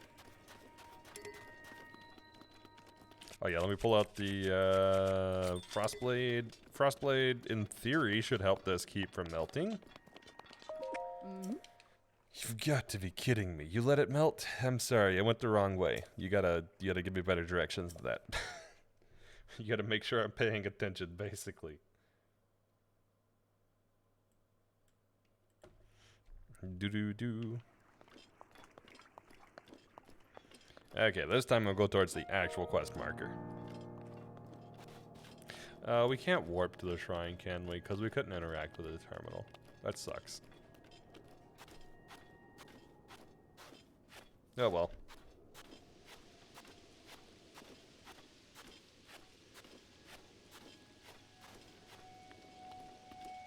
Oh, I see. The gimmick is that you're supposed to stay in the shade. That's what it is.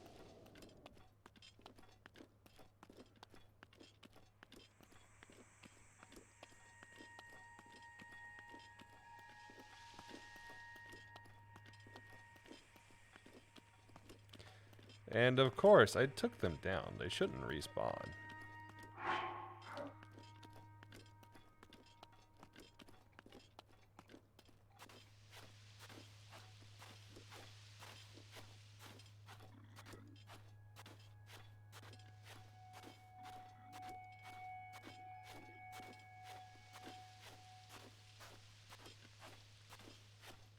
Actually, I don't think the Frostblade is helping. I was hoping it would, but it doesn't seem to be helping at all.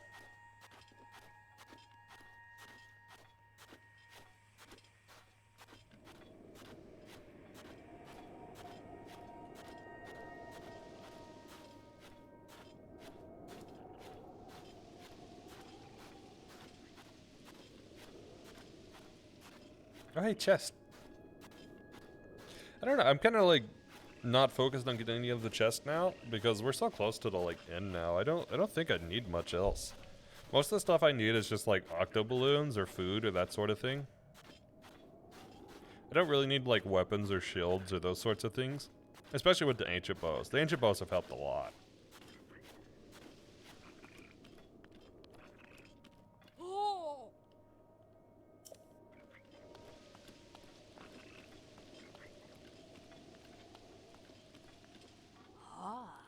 There we go.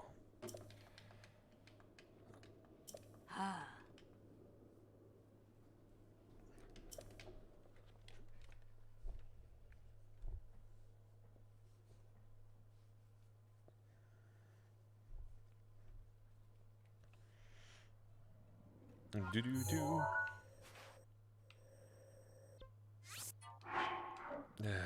right.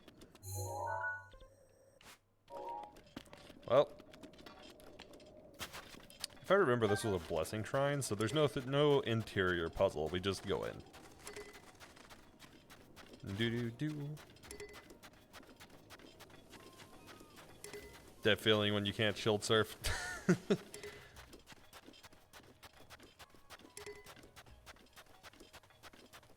don't know why I had to make this so far out. I guess they needed it far out as a reason to say that she needed somebody to make a drink.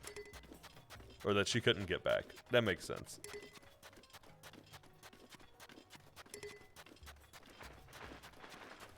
Although this quest is a little strange, because, like, okay, she's supposed to be dying of thirst, right? So, like, it should be a timed thing. Because you can just, like, go to sleep, wait, you know, 3 months, and then come back. And she's not had anything to drink. So, like, oh, yes, definitely. Definitely went 3 months without water.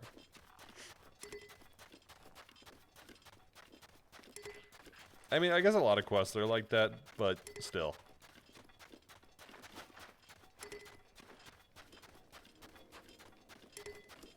Do.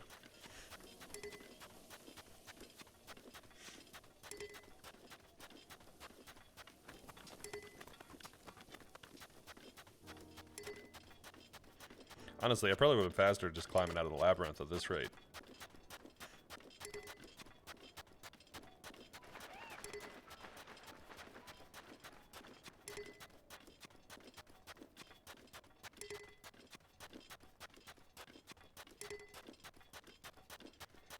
So next thing on the list I have is Rakazunzo. I guess we'll do Rakazunzo. That's the sail racing one, so we can get that out of the way. After that, I've listed Thokayu. I don't remember Thokayu. Is that another desert shrine? Hawaka. Thokayu. Thokayu is another one. Oh, that's the one of the skeleton. Okay, that one's just a matter of finding the shrine, I think. I've got Kimakusosa after that. And Kimazeus. Where's Kimakusosa?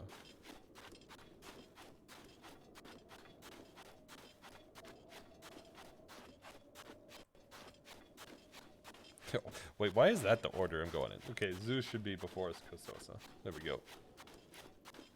Okay, that sort of makes sense. Then we'll do Kihayu, Kutakar, and then maybe Kahiro Mo.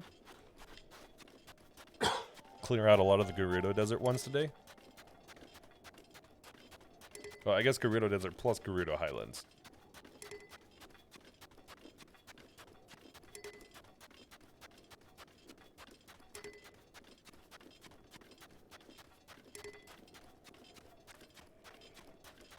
Do.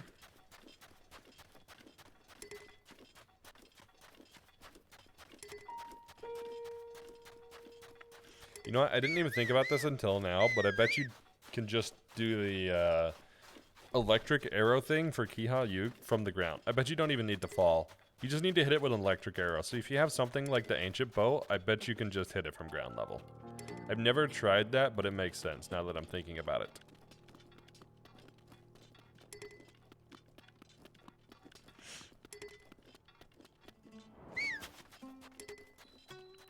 Get off my shrine. I need my shrine.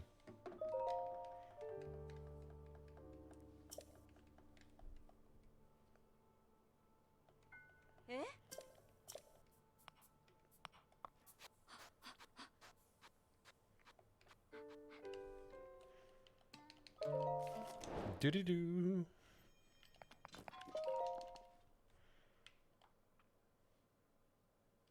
All right, let's mark this one off. Mise Suma, you are complete.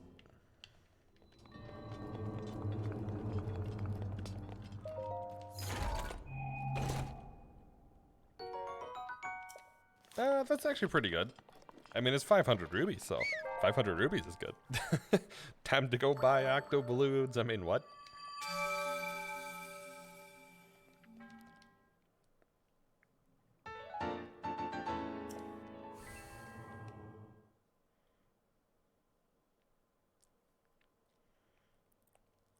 All right, 101.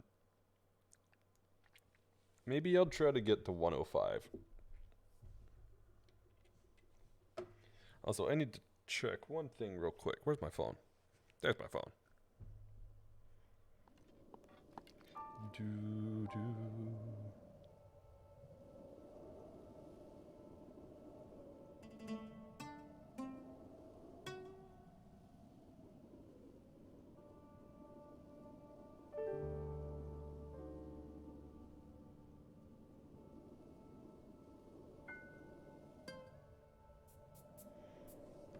Okay. So, Rakazunzo is next. So, we just need to go out to the sandseal spot and do the sandseal race. This one wasn't too bad. I remember doing this one normally. It's just not that bad.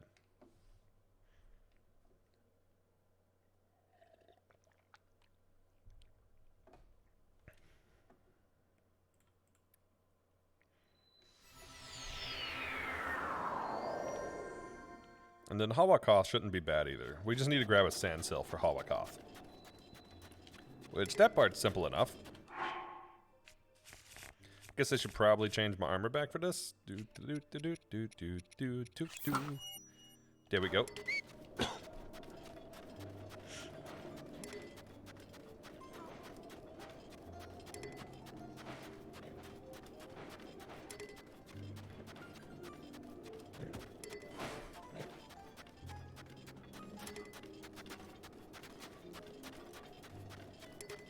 This is another quest. I haven't really done that much. I think I did it in no puzzle solving.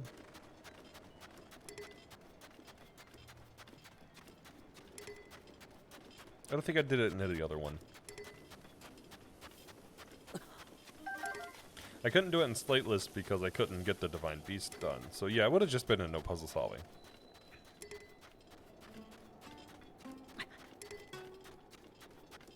Alright, here we go. Hey! Ah. Do you want to try to beat Tally's record? I'll warn ya, they don't call her Dane of the Dunes for nothing. Hmm?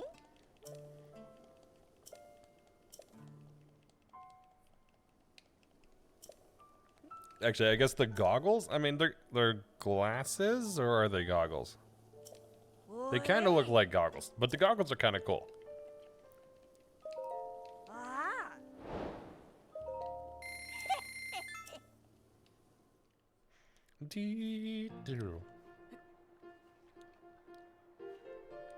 Alright, let's do this. I forget what time we have to beat, but it's not too bad.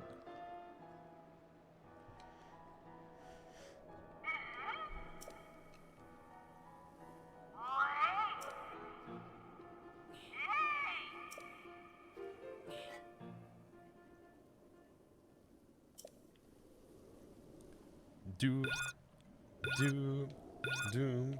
Hey! Let's go, Mr. Seal. Actually, I don't know if it's Mr. It's Seal. Let's go, Seal. We can do this.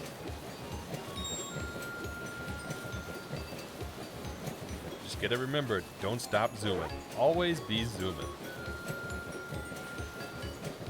Oh, I should probably put some better clothes on, huh? It's a little chilly, isn't it? It would have killed me if right there it had been like, wait, you're not a VO? Hey! I forget how many of the things we have to go through. I mean, we're having a pretty good time. I don't think we're in any worry. Hey! Yeah, I guess we should turn this way.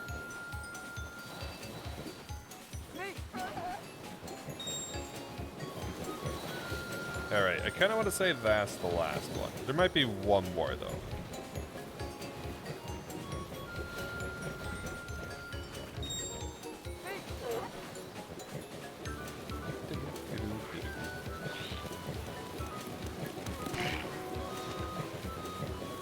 There we go, that's the last one.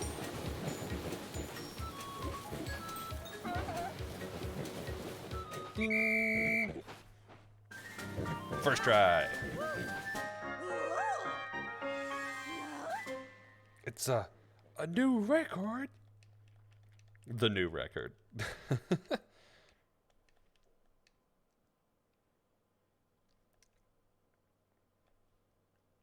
All right, I guess let's chalk Rakazunzo on the done list. Oh. Do. Yeah, I've never tried to use this one to complete another shrine, but I'm guessing they don't work for any other shrine. Although, I haven't tried taking the Tawagen out here. That would be an interesting test. Well, I'm pretty certain they won't work. Woo, yeah.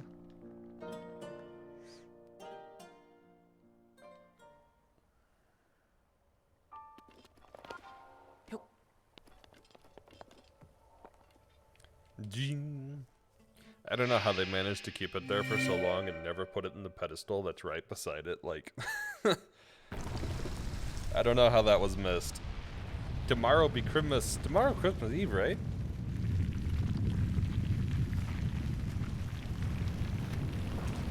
Ayah.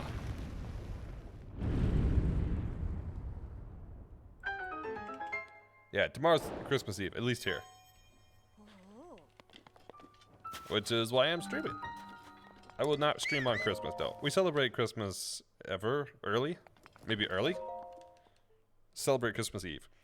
We sometimes in the US celebrate Christmas Eve. It depends on the family. I mean, I guess most of the time, yeah, you wouldn't celebrate. We personally don't really celebrate that many holidays, though.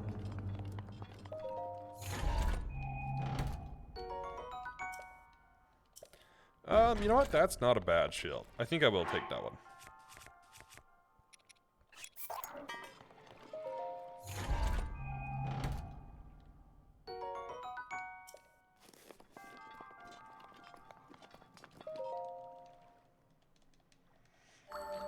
Alright, so next we will go to Hawakoth.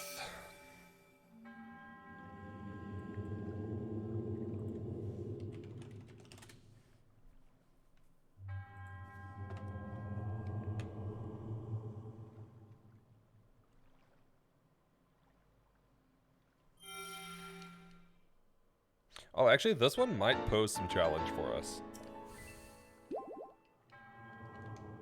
I'm not certain. I don't fully remember this one. As a gift from me to you. That's all I'm willing to spend. You know what? I will take that dough, and I will hydrate with my citron tea, and I will accept that gift. I made tea, and I barely drank it the whole time I've been streaming. I made sencha. Surprise. But I also made citron tea. Actually, if you've not had citron tea, you should try it. It's pretty good.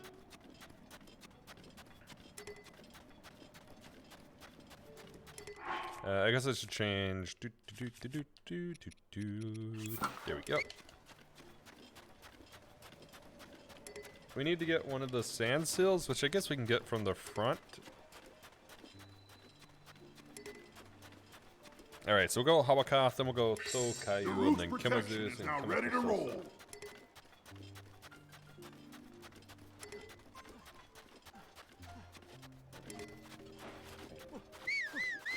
Hey, Redacted, how's it going? How are you today?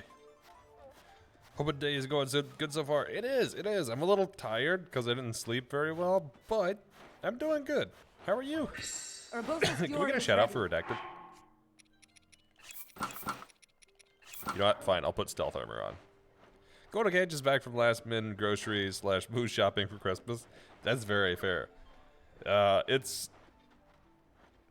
There was a space. That's what it was. There was a space. I was like, wait a minute. Did my bot break again? No, there we go. If you have not checked out Redacted, you should go check them out and give their content a view. And if you enjoy, I'd appreciate it if you could drop a follow since they're a good friend. You're playing Gunfire last. Hey, we should play Gunfire sometime if you're up for it. I haven't played in a little bit, but I do find it quite fun. Yeah, we don't we're not doing like a huge dinner or anything for Christmas, but we got our shopping done a little bit ago because it gets really crazy here, so it's kind of difficult to get out. Well, we don't own a car or anything either, and transit gets very loaded up, so it is quite difficult to get around to grocery stores and stuff during this time. And then places are always out of stock, so where exactly is this? It is here. I haven't played Gunfire since a long while, so it was nice doing a bit more of it. It's really, really, really fun with friends. I haven't really played it alone much, but man, it is very, very fun with friends. Hey. Although I have a bit of a weird main, I feel like, because I really like running the Burb. The Burb is a very fun character, but it is kind of a strange one to play. But I really like the playstyle of it. Cat main here, very fair, very fair. The cat's good too. Honestly, I haven't tried all the characters. There's two I haven't tried, which is the Roly Boy and the Bunny. But the other ones all, I pretty much like them all. But my favorite is definitely the Burb character to run. One of the new weapons is just do busted on the cat. When's the most recent thing they added? I always run Burb with cannons because Burb gets free shots with the cannons and stuff, and it becomes ridiculous. Well, okay, RPGs I should say. It's like cannon RPG. Radioactive glove on cat is a free win. New game mode, few new weapons, new scrolls. Hey, you know what? I should log in then. I heard they were doing a larger expansion coming up before too long.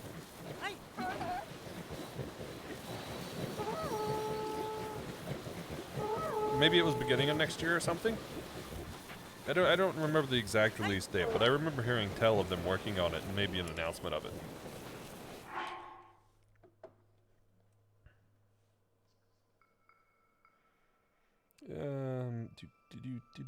So where is this thing? There are two on either side, so I'm either going the correct way or the wrong way. Let's go around this.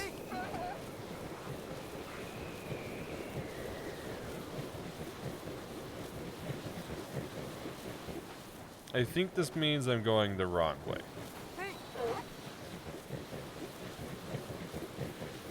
Yeah, because that briefly pulled the map out of the blurred zone. So that was definitely the wrong way. This way then. So this is the first one, which means the fairy fountain should be just a little further this direction.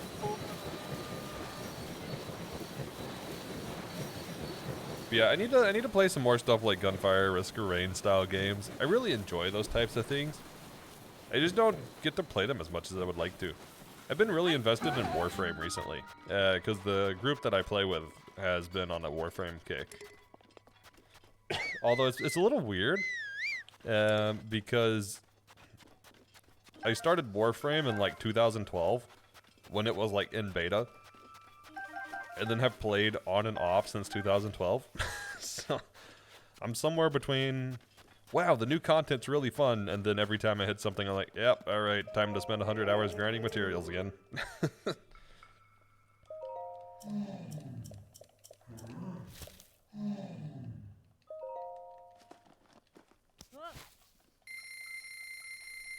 Although it's really cool to see some of the old builds still work well, like Slow Nova. I just got Nova Prime again, and it feels good, man, to see Slow Nova. Can we skip this cutscene? Of course not.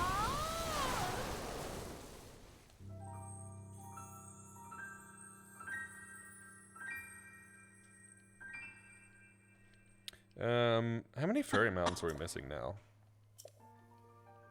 I think this might be the last one.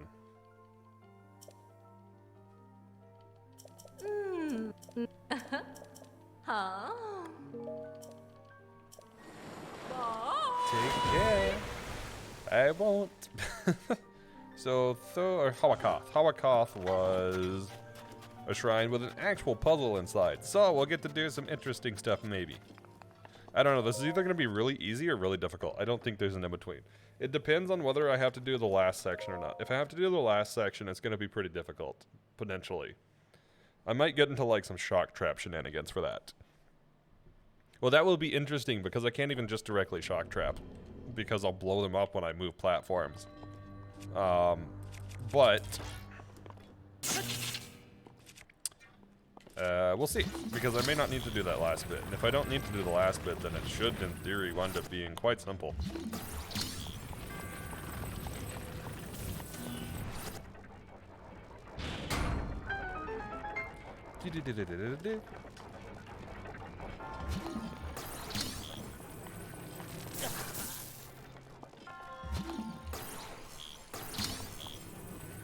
Oh, I see. It's wrapped around the column. Of course, of course.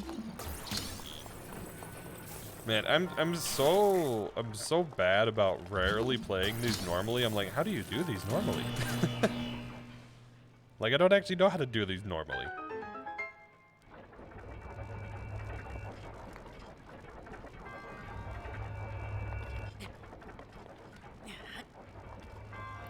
You know what?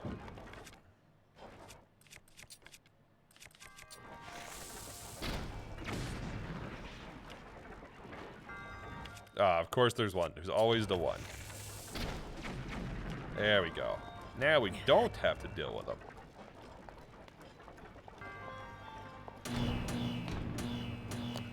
Oh, I totally forgot about that.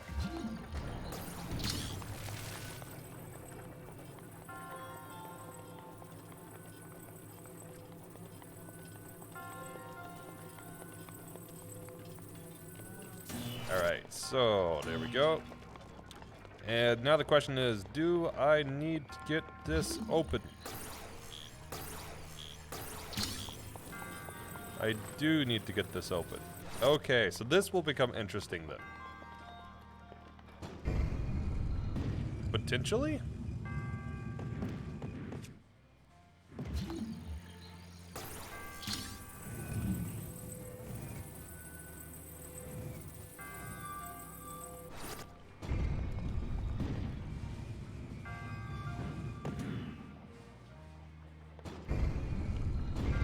Alright, I see, I see. So we move this one here.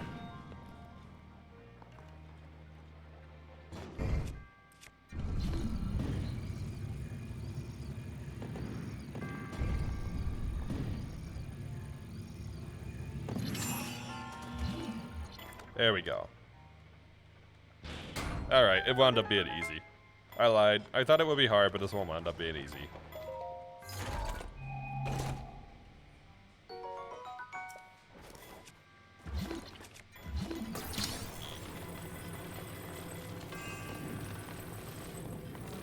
That's okay. We have a bunch of hard shrines left, so we're just knocking the easy ones out before doing all the difficult ones.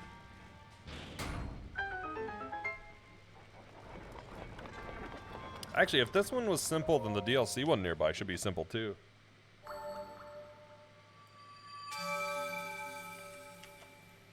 Alright, so that was Hawakoth. What are we up to? I think 106? We've almost got all the base game ones done.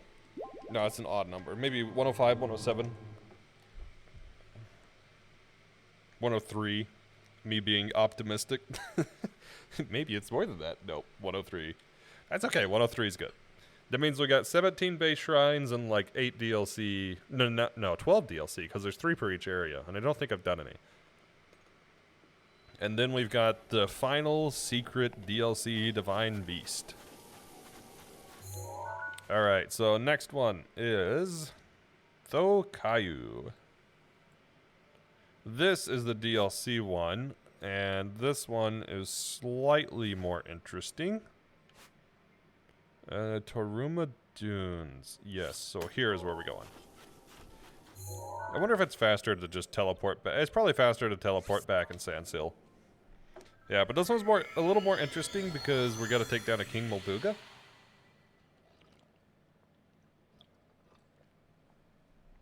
I want to say this is a DLC shrine, but I don't fully remember. It could not be.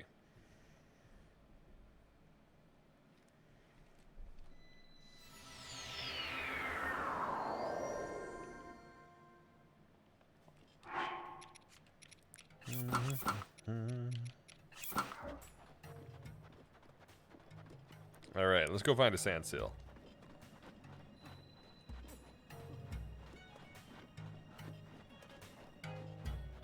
They're like, what are you doing here?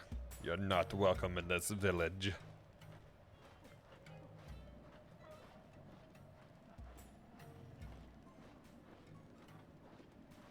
Oh. Hey. Okay. And we're off.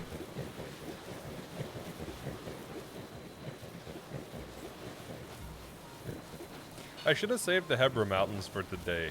Hey. That way we would have had snowy stuff in the snowy season. Ah. You know what they say about hindsight.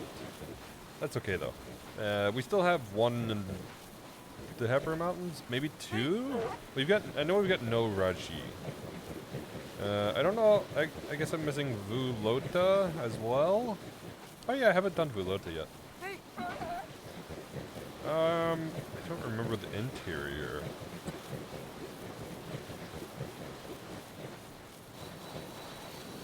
I think there's one that I was blocked on the interior on at the moment. Hey.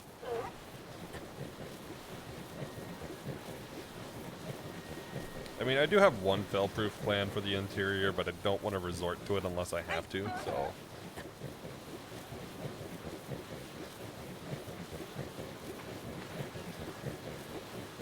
Hey.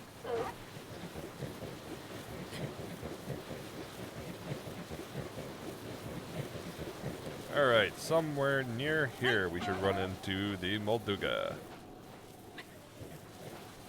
Hey. There we go. There's the Molduga. Oh wait, no, this is the one we just need to light the stuff.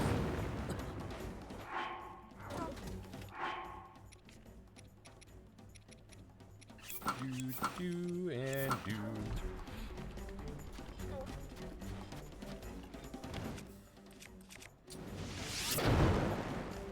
So we just need to light that one. Come on, get up, get up, get up. You know, let's use the ancient bow. The ancient bow will help us preserve a few arrows since we don't have a ton of fire arrows left. Okay, that one's lit. There's that one, and then we just need the final one. What's the one we had to take the King Molduga down? I guess that's the other part of the desert. I don't know why I always associate it with this part of the desert, but it's not. This was one of the hardest shrines in Weaponless. The only thing that comes to mind immediately for Weaponless is shoot fire choo-choo jellies and then blow them up with the bomb. I don't know. I don't know what else. Maybe something catches on fire in the heat here.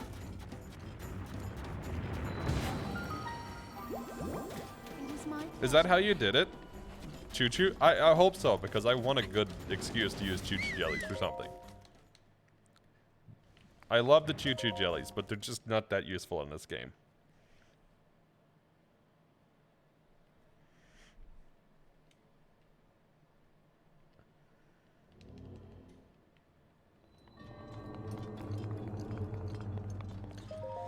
Alright, make it 104. Golden bow. That is certainly not worth it.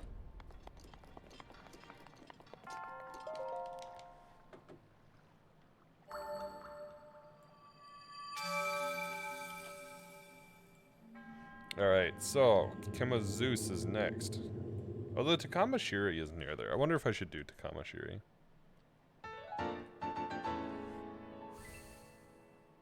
Dual purpose. Hey, second Nina shout out. But it's good, because if you haven't seen Nina, you should go check them out. And if you enjoy their content, or you enjoy Breath of the Wild content, you'll probably enjoy their stuff. And you should give them a follow if you enjoy. They do a lot of interesting Breath of the Wild stuff. Weaponless, no kills. What else? I remember those two in particular. You've done random horse positions. The random horse stuff's pretty good. Get the horse in random spots along the map. There we go. It's Nina's horse tour of Hyrule. That's what we'll call it. It's Nina's horse tour. This thing is still here. Okay, fine. There you go. Help me boom zoom. Help me boom zoom. We're boom zooming. You know what? We'll just place a bomb. It'll fall for it. They always do. They always do.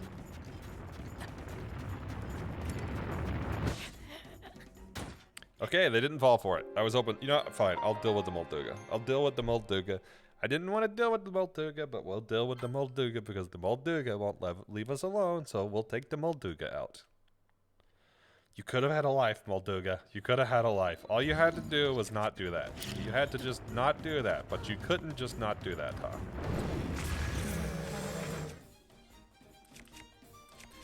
You had to ruin it for yourself. It didn't have to be this way.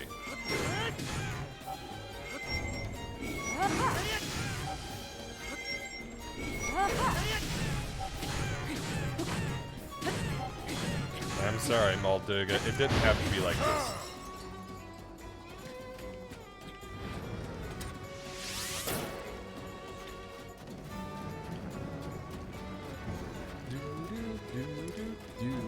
Also, can we talk about the desert theme?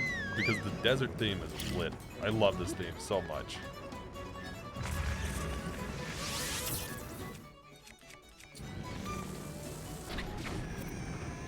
See, it didn't have to be like that, Molduga. It really didn't. It really didn't.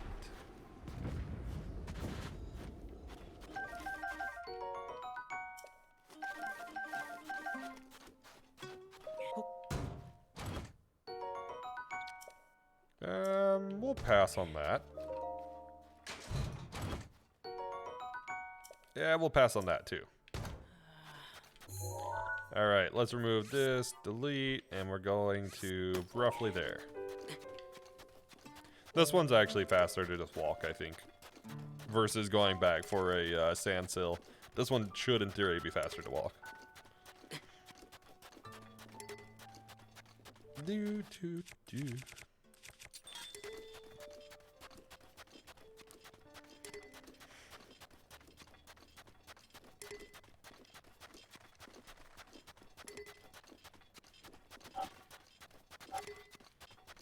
Okay, well, whistle sprint. Whistle sprint is the more correct term.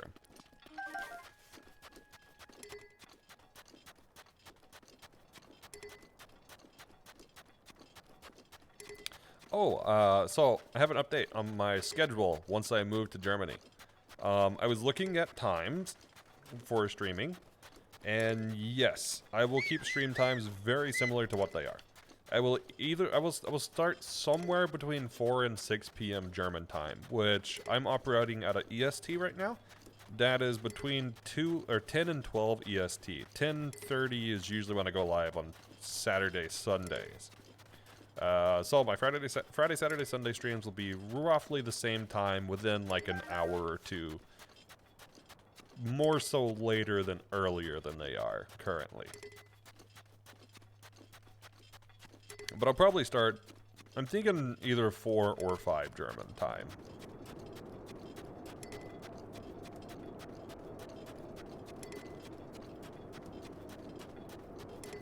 Because it just works out well, because then I have the first bit of the day to focus on game development or editing or that sort of stuff. Then I can wind down with my streams.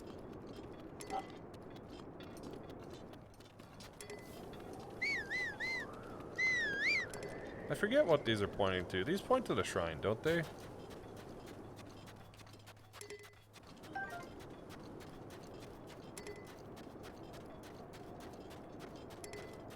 But do they point to this shrine or the other shrine? I can almost say they point to the other shrine.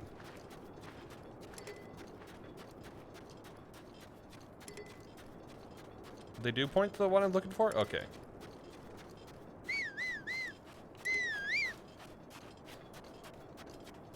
Oh, I remember that structure having something.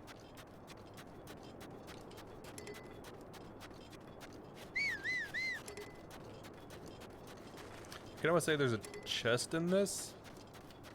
Actually, no, the shrine's in this one, right? It's in a skeleton, if I remember.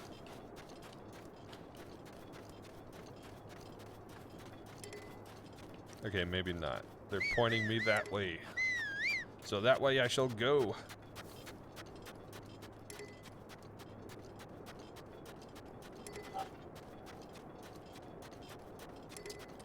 And I get pointed another way. Although, that one's really close to it. Yeah, that's the skeleton I was thinking of. That's where it's at. Do do do do do do.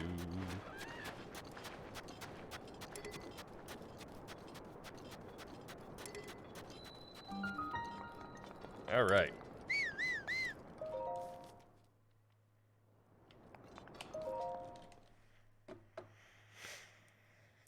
I don't remember this one. It says delayed puzzle.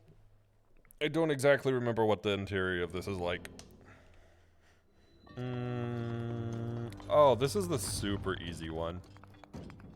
So you want to see how difficult this is?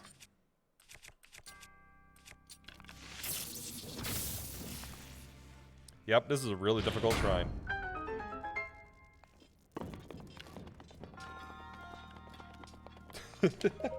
If you've never done it that way before, it's probably like, wait.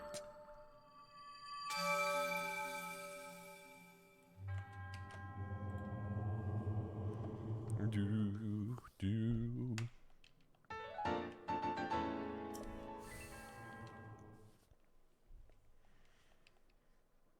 All right, now we're at 105. I think I'm still going to try to get to 110 today.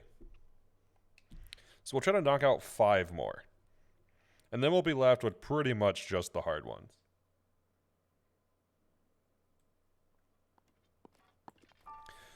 So I think next we're going to tackle Takama Shiri, which should be here. Close by, there.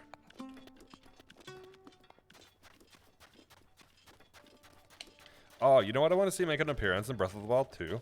I want to see them bring back Arbiter's Grounds from Twilight Princess.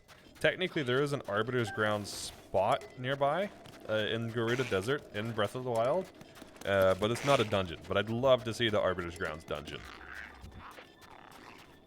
Or like something that took inspiration from it. And maybe even like the Blizzetta Snow Peak place in Twilight Princess. Honestly, I love the Twilight Princess dungeons. They were all really, really good.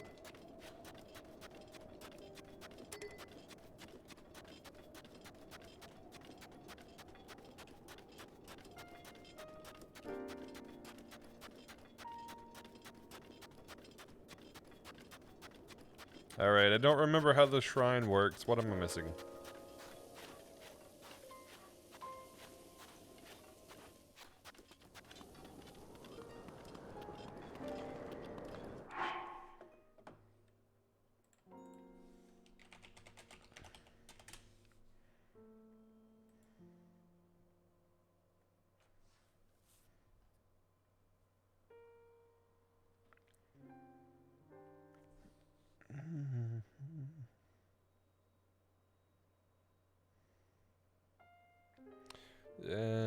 Right, so... Ah, this is the Chase Rings one.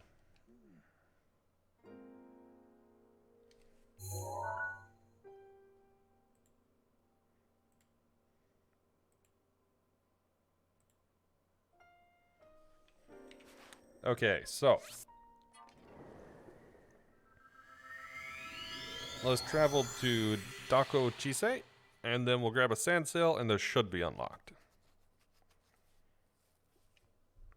Oh, but before we do that, I am going to take a short bathroom break. So, I will let this load, I will pause, and then I will be right back in like 1 to 2 minutes. So, I will BRB.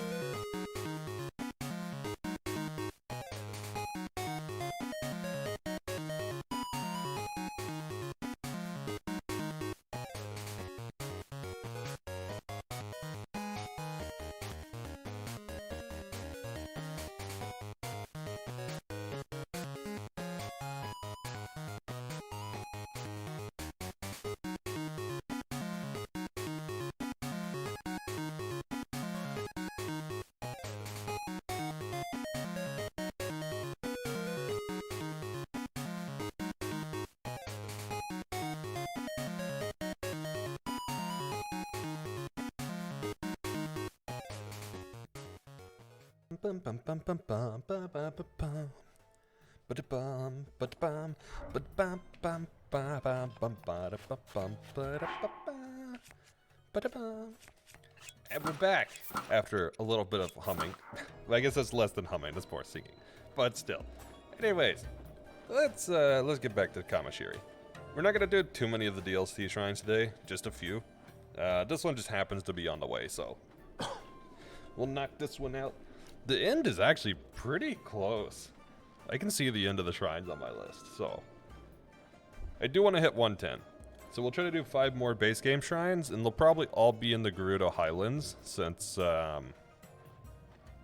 think a lot of the ones in the Gerudo Highlands are very doable without too much effort. Which means tomorrow we'll probably start the pain ones. Wait, there should have been a thing here. Did I miss a step? Hold on.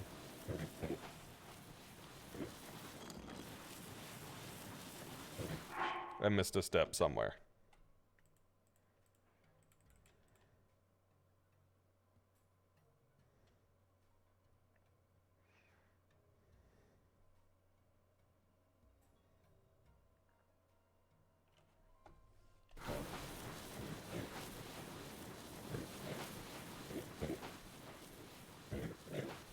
There it is, there it is, there it is.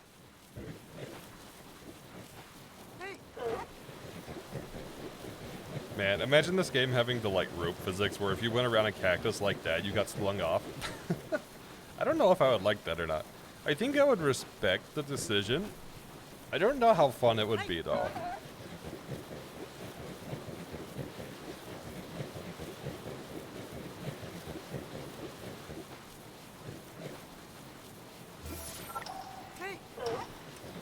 There we go.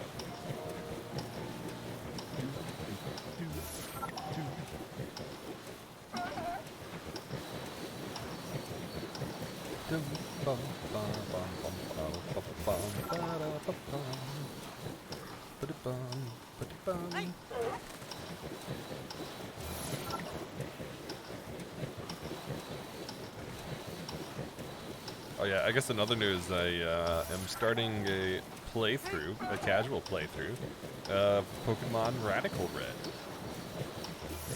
Which, if you've not heard of or seen that ROM hack, it's actually quite interesting. It's the first one in a bit that's really, like, piqued my interest a bunch. Although, to be fair, it's not necessarily super new. It's been out for a couple of years, but it never got onto my radar until recently. But yeah, it's quite interesting. Basically, it's a very, very hardcore difficulty hack that adds a bunch of other stuff.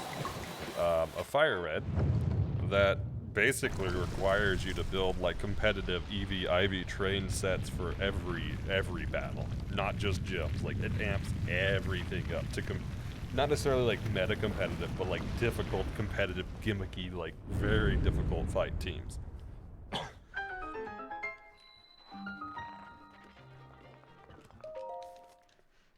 So yeah, that piqued my interest this week. So I think I'm starting a playthrough on that one. Will be interesting.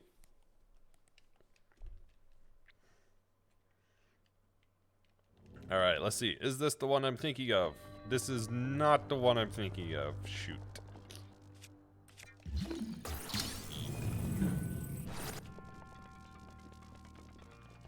This is the one I know I'm gonna have issues with. We may save this one. We may save this one.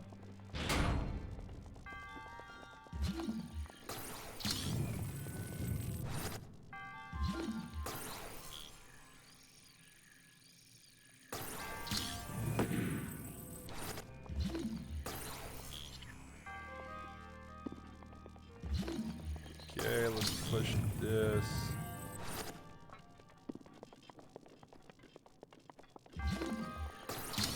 So we'll push this one too.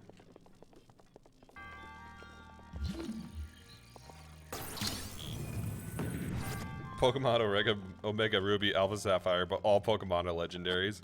That could be pretty interesting. Yo, Saturn, welcome in. thank you for the raid. How were you doing? What were you playing, and how was your stream? Can we get a shout out for Saturn?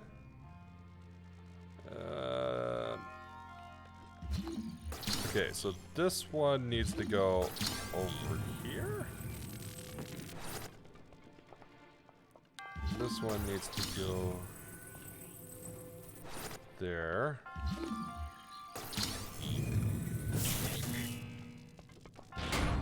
There we go. But yeah, welcome in Raiders. If you don't know me, I am Glitch the Box Leaks. I typically play challenge runs that have never been done or been stated that are impossible, because nothing fuels me more than when somebody says it's impossible. It is not. You just aren't creative enough. You were playing Secret of Monkey Island Special Edition. Hey, that's the one you were playing last time, Yee. How's it going? Oh, actually, this one might not be too bad. I forgot these have climbing blocks. The climbing blocks are going to save us here.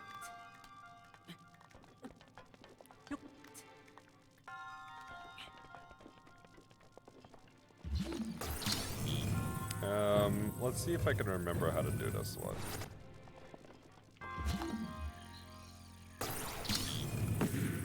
Okay, we need that one charged.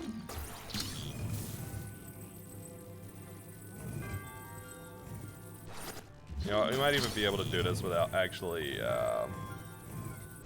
doing it the intended way.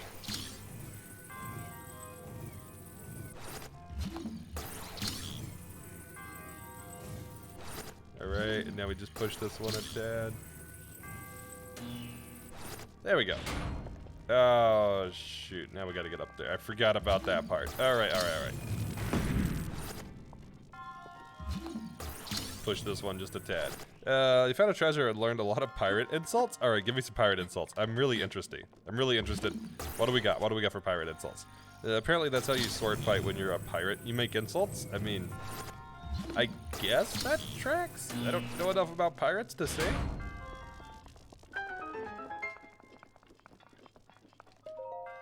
There we go. Okay, that was a lot easier than I expected that to be.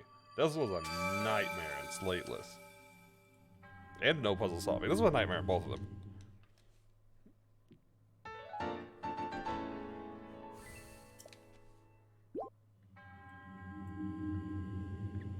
Alright. Kimiko Sosa time. I'm curious though. Give me some pirate insults.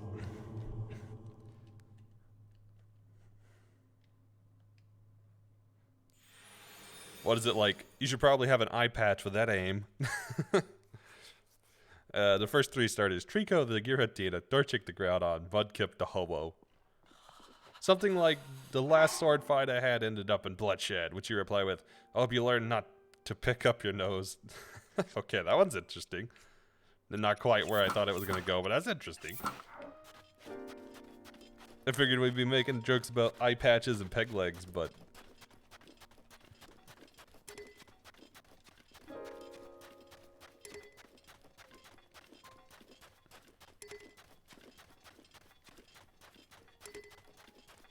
Or I guess drunk jokes would be pretty good too. Insults about being drunk.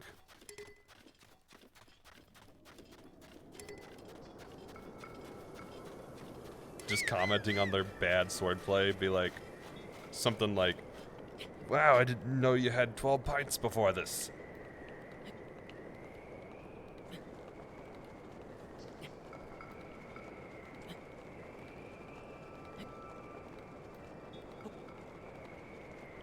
Okay, so we'll do Kimiko Sasa, or Sosa, I really don't know how they pronounce that one. Kiha Yug, Kutakar, and that'll be 3, so that'll put us at 108. As we get to try Kahiramo, and then we'll end there. I guess we'll end at 108. I've spoken with apes more polite than you. Glad to hear you went to your family reunion. I guess it's more regular insults / comebacks, just said by pirates. Fair, fair. Still interesting, though.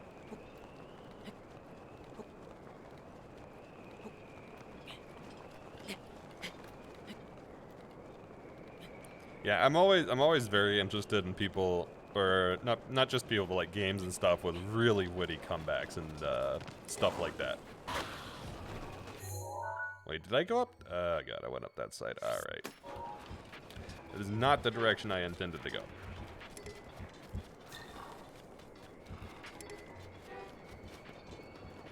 Do-do-do-do-do.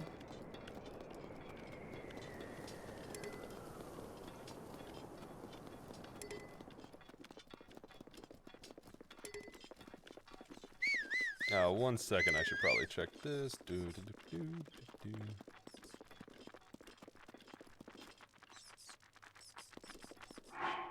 One sec, I just need to respond to this.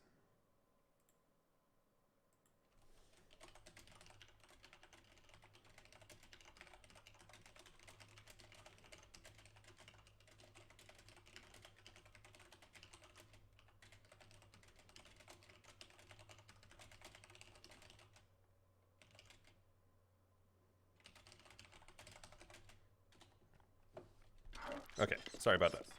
I'm trying to sell some of my stuff before moving, so I just needed to respond because I had a potential buyer for an item that I need to get rid of.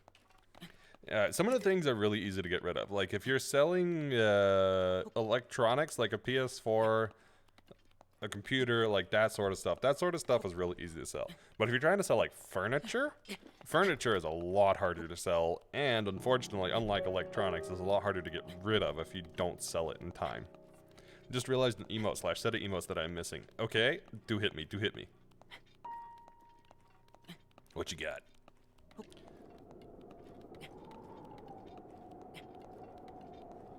There were some I never found comebacks to like, you have the manners of a beggar, and you are a pain on my backside, sir. Oh, I guess, you're like scurvy on the side of a ship. Or you're as annoying as scurvy on the side of a ship. How's the whole moving thing going? It's getting there, it's getting there. It's busy, like, okay. I've moved a lot. And by moved a lot, I mean in the last, okay, I have to say 7 years now. But the last 7 years, I've had around 19 addresses. So I haven't exactly stayed in the same place much.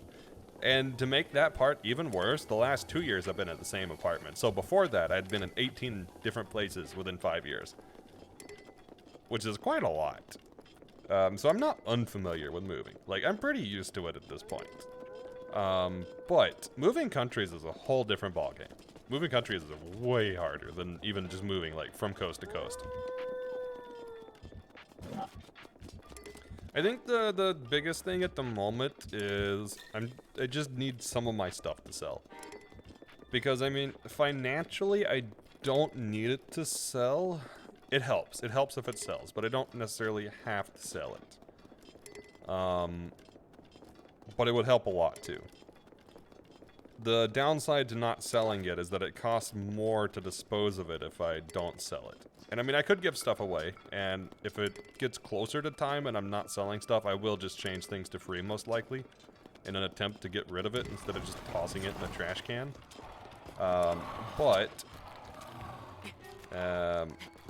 Hopefully I don't have to come to that. Playing Breath of the Wild the way it was meant to be played. I mean, it was always meant to be played creatively, right? They never intended for you to play it normally. That's not the appeal. Also, how's it going? iZomb. I was like, hold on, let me read. iZomb. That's it. An emote that is the top half of a link's getting held up with. Oh yeah, the lanky. Yeah. That's actually on my list. Have I ever sent you the lanky picture? It's like a lynx being held up exactly like that to demonstrate just how lanky lynxes are. Like, they are ultra lanky. Send over the plushies you don't want. Oh, that's not happening. I'm taking all the plushies. That's the one thing I've taken. Which is the hardest thing to take, because shipping these Arcanines are very difficult. Although I think I have some boxes coming in later today that should fit them and should ship. So the issue with the Arcanines and shipping them is that originally I found a box. Well, my mate found a box that would ship them. So we bought it. And then we were like, cool, let's sign up for shipping. And they're like, it's too large to ship. I'm like... So I did some digging and found some places that would sell it. Or would ship it. And then they're like $2,000 per box. And I'm like... So now we've resorted to, let's find a more optimal box size to try to ship it. So we found a box size that should be able to ship it now for less than $2,000 a box, which is ridiculous. But it's a very tight fit. I don't know if it will fit, but we're gonna try to. And I know you're probably thinking, oh, it's just a plush, just squish it, it'll fit in the box. No, you don't understand these plushies. They don't really squish that easily. I mean, okay, let me put it into perspective. These plushies weigh, I'm guessing most people here speak kilograms. So these plushes are over 11 kilograms in terms of weight. They're 25 pounds. So like, they are stuffed. They are not lightly stuffed. They are like very stuffed, and they do not squish. And they're formed with like foam and stuff to keep their shape. So like, yeah, they don't really push down into a box very easily. Doing good. How are you? I am doing good. I'm actually doing really good because of that. Yes, I am moving countries. I have a pending move in 1 month from now. 1 month and 4 days I will be flying out. And it's busy. I'm moving from the US to Germany. So I currently live in the Boston area. But I've been around the US. I've lived in a few different states and visited quite a few. But yeah, so I'm moving to Germany. And, whew. You realize how much stuff you have when you can no longer drive a car. Like, I can't drive a car to Germany. Usually I would just, like, pick a rental car and stuff everything in to the point where I couldn't see out the back of the car. But I can't do that. And since boxes are so expensive to ship right now, I'm pretty limited on what I can take. But there are some important items that must be taken. Namely, my, like, 200 plushies. I'm not even joking. I am not even joking. And 3 of them are life-size plushies, so it makes it way harder.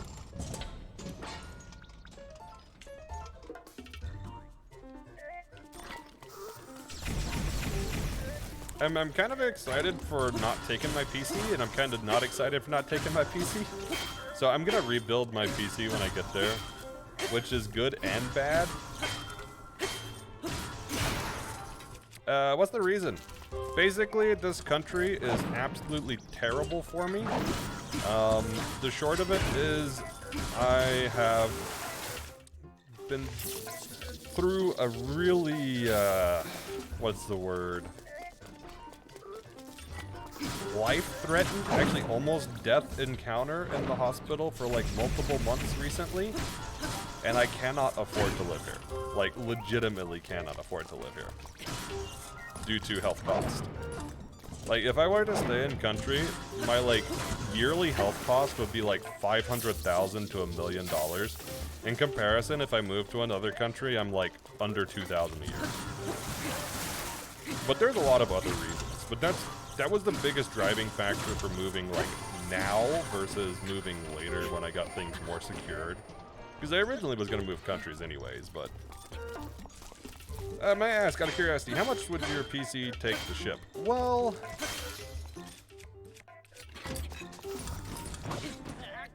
Oof, okay. That was my fault, that was my fault. I don't think it would be too expensive to ship my PC. If I just took my case and my parts, I'm probably looking at like $700 to ship. However, that shipping does not insure it or protect it from damage, and it would be going via freight, which means it'll get tossed around a lot. If I want to go through a different service, it would get exponentially more expensive very quickly. So to ship it safely, I really could just rebuy the whole thing for less. But then if you add like the monitors and stuff in I have, it becomes a lot more expensive with the monitors.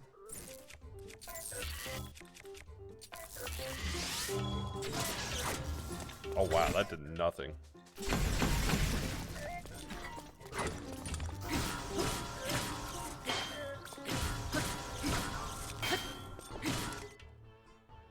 I guess I could stasis. Nah.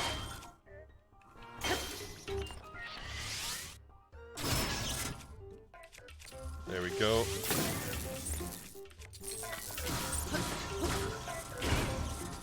Wait, taxing as in like the move being taxed? Sorry, I missed context on the taxing comment. What do you mean by taxing? Tax for the PC or? But yeah, basically, if I were to try to ship my PC, it would wind up costing me more to do it in a way that I would actually take my stuff that's worth it and potentially not break anything. Basically, if I were to take it and YOLO on the freight, and then I broke, say, my GPU, I should be better off literally just rebuying the entire thing. I mean, it's kind of unfortunate. I have thought about taking pieces, so I will take a couple of things from my PC, mostly my hard drives, but I'm not taking most of it. Actually, it's pretty much just my hard drives. But I will take my hard drives because I don't want to reset up OBS and everything.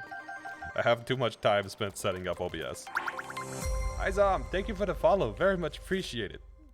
Welcome into the Box Crew. Box Brigade, we're still figuring out. We're going to say Box Brigade because Box Brigade.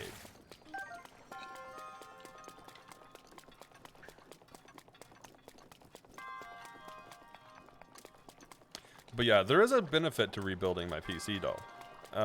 So I actually am bottlenecked pretty bad with my current PC. What about graphics cards and the like? I did consider taking my graphics card. Because the graphics card would be the main component other than my hard drives worth taking. And I do have a fairly expensive graphics card. I'm running a 3070 Ti, so it's not a cheap one. That was a thought. But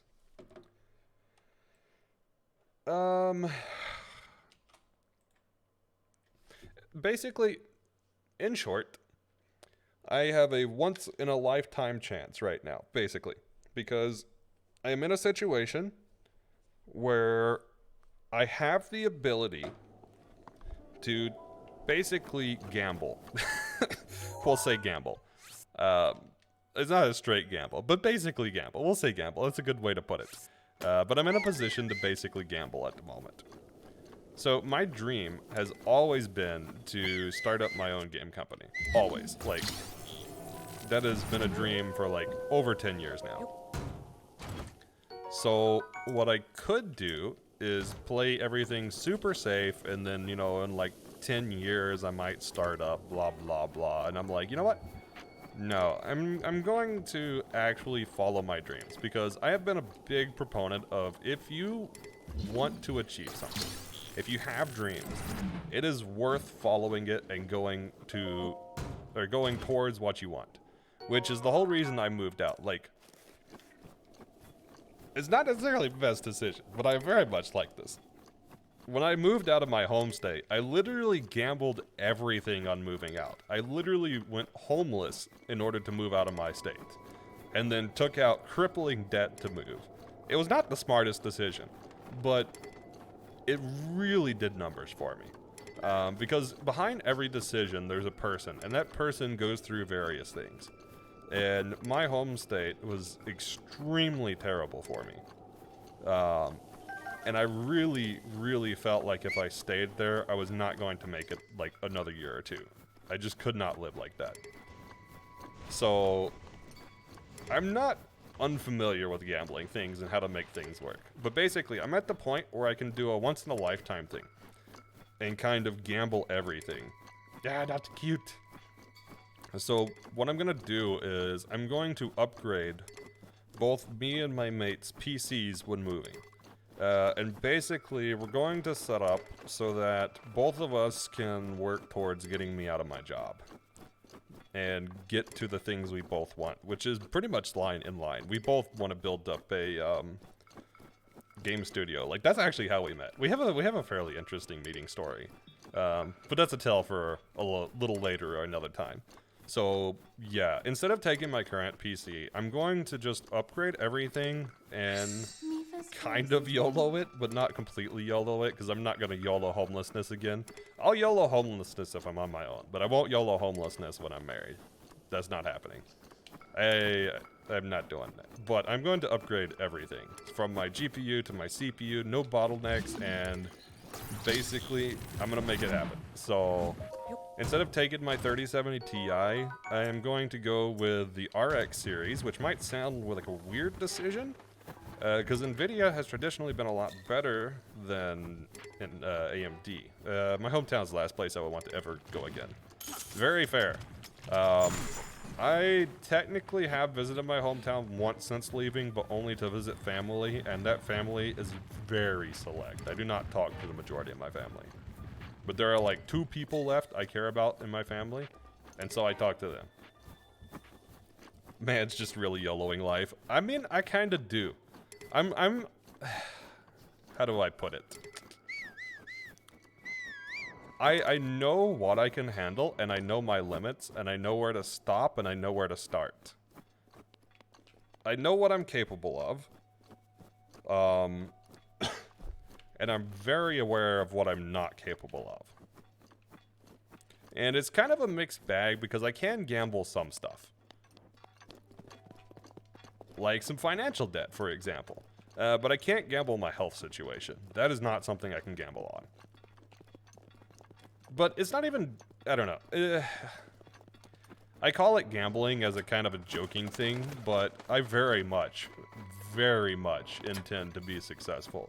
And I will work 20 hours a day, 7 days a week if I need to be successful. Like, that's how I am.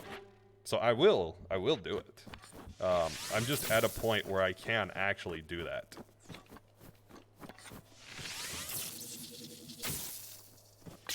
There we go. Family is down to 1 cousin. Actually, funny enough, the one person I really care about for my family is my cousin. We have an interesting story because I have a sister. It's all complicated, but my cousin is the closest person to me from my actual blood family, and we grew up together, sort of. We would. We've been going, well, okay, as kids throughout teens, we would go to my grandparents every Friday night, every week, without fail, since we were 4, till like we were 17 or so. And we would always stay the entire weekend and hang out together. And like, we basically grew up really, really close like that. And then life happened, we got a little distant, and now we're close again. Long story short, they're the only person from my family that has like fairly similar views and stays close to me. I only went to move because where I live, it's just kind of boring. There's just about nothing new or multicultural. That's fair. There are a lot of reasons to move, and it really depends on you. Some people like that sort of lifestyle. It depends on the person. I strongly believe somebody should go do what they want to do with their life. Like, if you are driven to do something, you should do it. Like, you should work towards it and do it. I'm a very strong believer of that. This was Kiha Yug. Okay. Oh, but yeah, so on the PC build topic. So I'm basically going to build RX for a few reasons. One is for performance. I can actually get better performance per the dollar with the RX series, with the AMD series. A second reason is power consumption and heating, because oh my god, I have this 3070 Ti, but it is so loud. Holy heck is it loud. And my god, does it draw power and pump out heat like nothing else. So I'm hoping the AMD line is a little bit better there. And from everything I'm reading spec and stat-wise, it should be. So it'll also draw a little less power, which lowers the electric bill a little bit, which I am planning to optimize quite a lot. So even power bill is in my estimates, because I have a time frame and I have an amount of money I want to get in a specific time frame from various endeavors, not just one, and it's all factoring into it. I have a plan. I have the plan. I actually have an entire plan. I have a page called The Plan in my note-taking app. Like, it's literally called The Plan. And it is my plan of how to achieve what I want to achieve as a long-term goal. And it is, It's not specifically like down detail to detail, but it is my like 5-year plan. If you start working 20 hours, 7 days a week, I'm saying this in the best possible way. I will find a way to get over there and knock you out so you can take a nap. That was just an example. And basically what I mean by that is I will work towards and do what I want. Like, the barrier to achieving what I want to achieve is myself. And I know how far I can push myself. And in grind times, I can most certainly do that. I mean, when I was finishing college, I literally, after college, I was working 16 to 17 hours a day. Sometimes I would even work 24 hours a day and barely sleep, back to back to back to back to back to get to where I wanted to be. And it put me in a significantly better place in life. That said, I would not recommend that to people. That is a terrible plan. But I've been there, I've had to do it, and I've done it. And I know I can do it again if I need to do it again.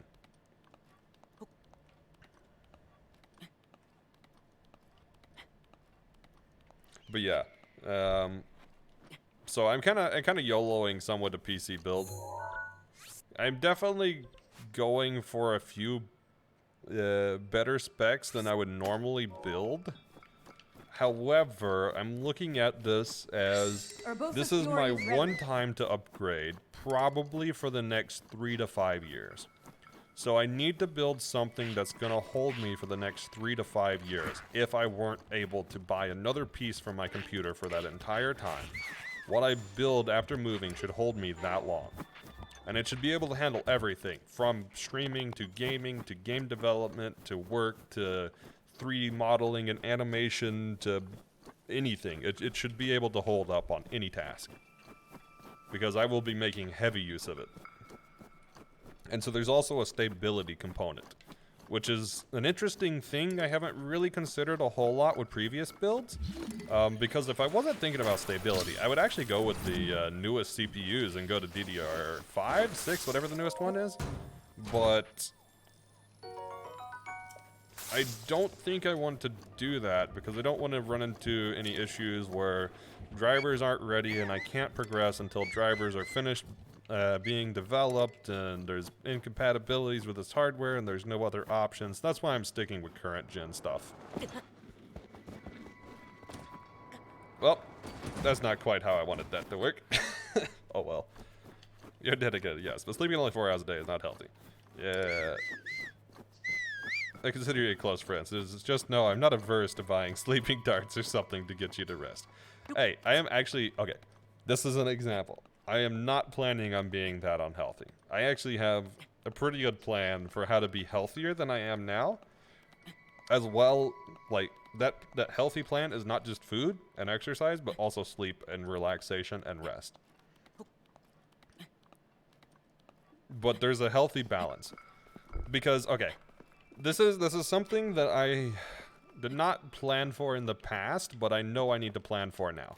Because again, it's very different when you're alone versus you're with somebody and you have somebody else you have to work with, live with, and rely on, and you need to not be an absolute garbage person to them, which means you need to not be in a negative mood.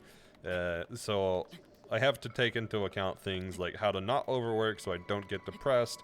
I know I'm an anxious person, so I need to make sure I'm not causing any anxiety that could cause other health issues or cause me to be super snappy. So, like, I'm taking that stuff into account too, which is not something I would have taken into account if I'm alone, but I am taking it into account now.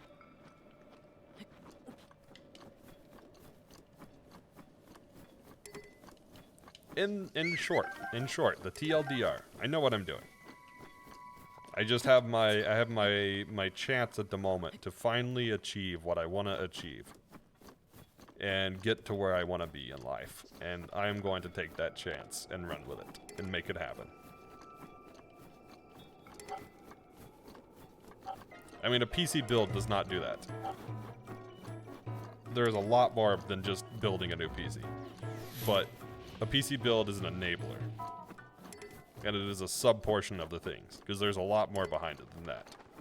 Tell me to stop listening to versions of Don't Cry for Me, Argentina. It ironically makes me cry. I should listen to that. But if it's super good, then don't stop. I'm just kidding.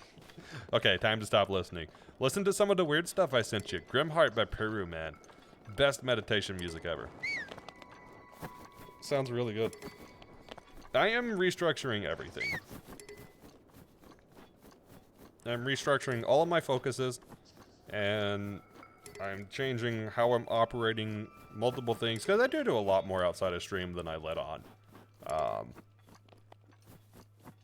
I don't really talk as much about my other endeavors, I guess. I think in short, I'm just trying to do too much at once. And I'm going to cut back how many things I'm doing to completely focus on the important, the most important at the moment. To perform it good, you need to make it feel like your heart is breaking a million pieces. So yeah. I mean, don't break your heart in a million pieces. Wait, are you performing it? Do you perform? Hold on. Hold on.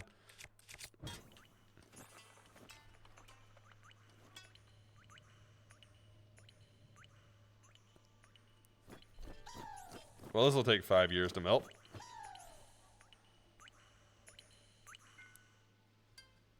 Nah, I can't handle meditation music. My relaxing music is hard rock blasting. Okay, this is not exactly your normal meditation music. Music still makes you cry. That is fair. Music is reason to get emotional. Even more when it's the supposed effect? That's fair. I get emotional at movies, okay? I do. Even like animes and stuff, I get emotional at. Here, I'll send you what I'm talking about, Rocky. I wished I could play it on stream because I absolutely love this song so much. It is not what you would expect for meditation music. I don't really know how you explain the genre. It's a I don't know, you just have to listen to it. It is definitely not what you were expecting. I will confirm that.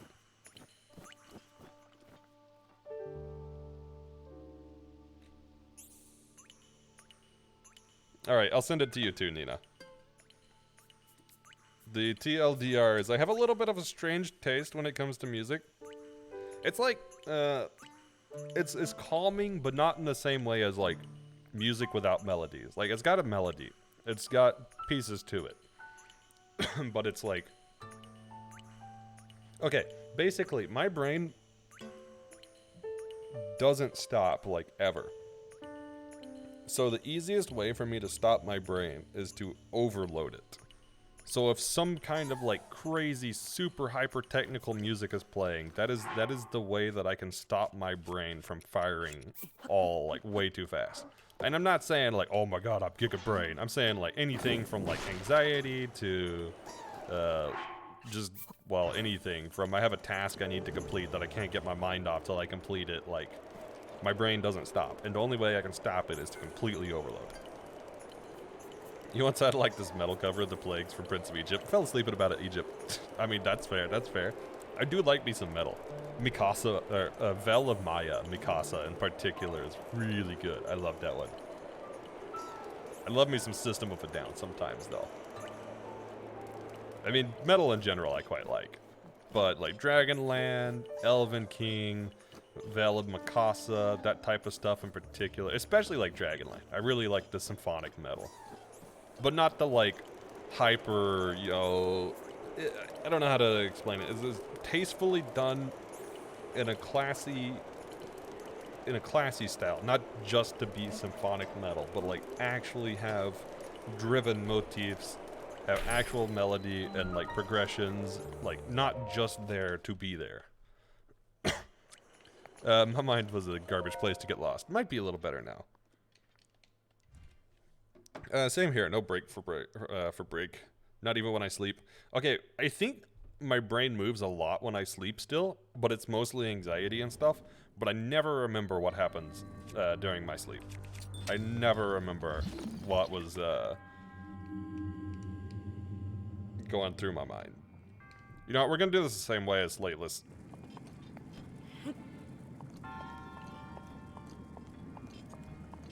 Not a fan of blast beats? What do you mean by blast beats?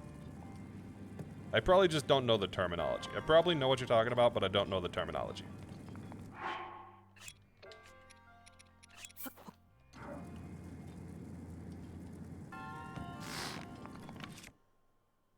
Let me look at the definition. Okay, okay.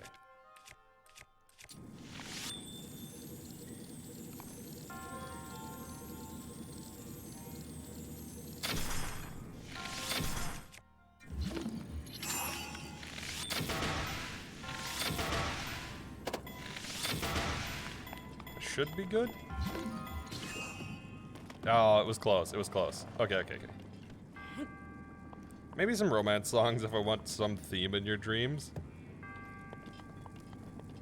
Plus, it helped me make the concept for my game plot. That's fair, that's fair.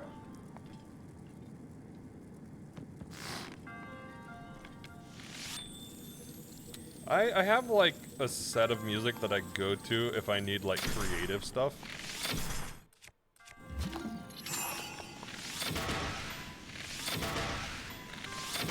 I don't know. I have like a strange list of things for creative stuff.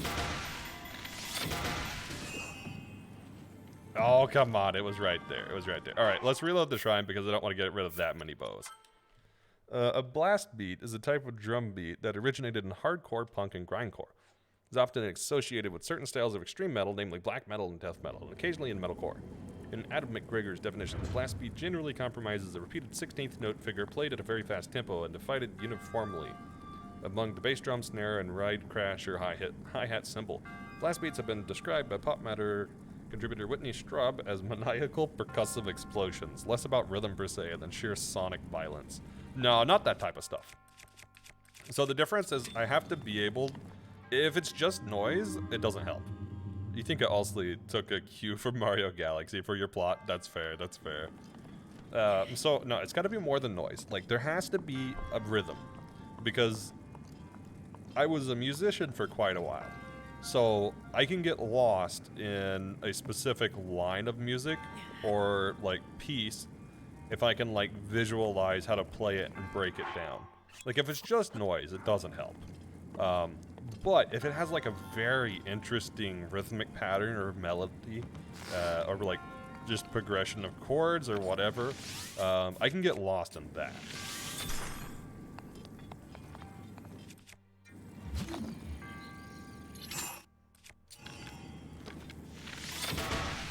Have I insisted fervently on recommending Blind Guardian to you, or did I fail at being me? I don't think you've recommended that one, but I do know Blind Guardian. Like, I'm familiar with that one. I don't listen to them super frequently, but I know them.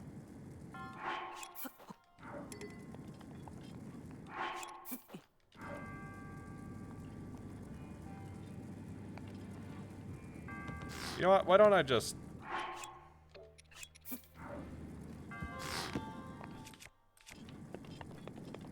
I'm gonna do this the better way.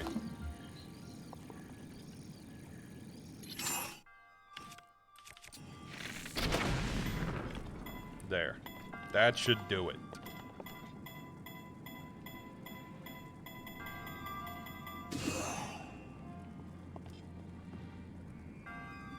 Oh, come on.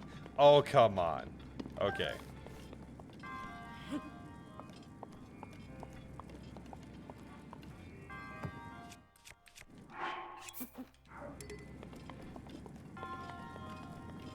Specifically, one vital,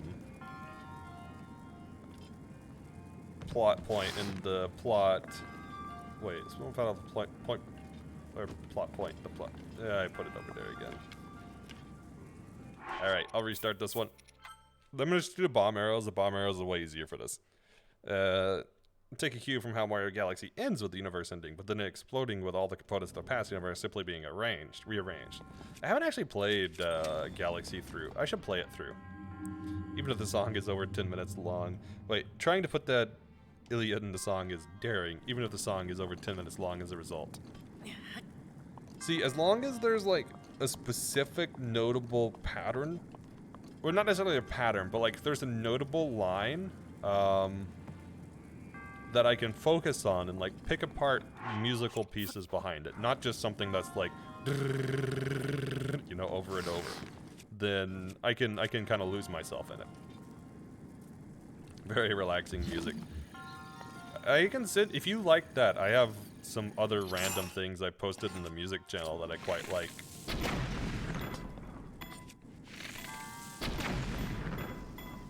Okay, maybe that'll work. Hey, there we go. Oh, I should have leveled up my flame breaker gear. Well, I sort of did.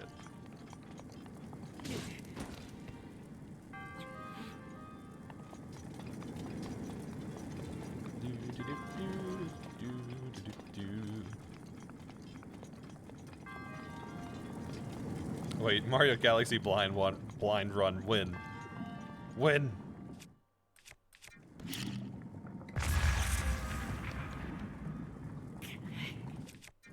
Actually, I have done a blind randomizer before. Is there a randomizer for Galaxy? If so, I could do something like that.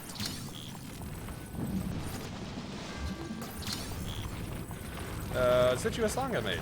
Hey, nice. I'll check it out after stream. Oh, you have got to be kidding me. Oh, I could have just went up here. Wow, I'm smart.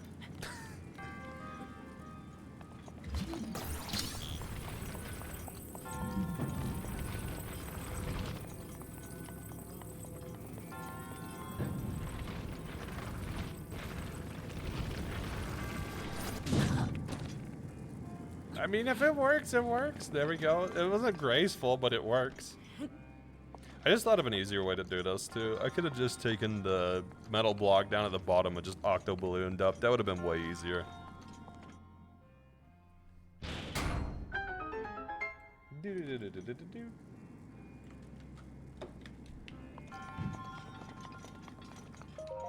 I'll never forget having to ollie clip this cage. Ugh, that was painful.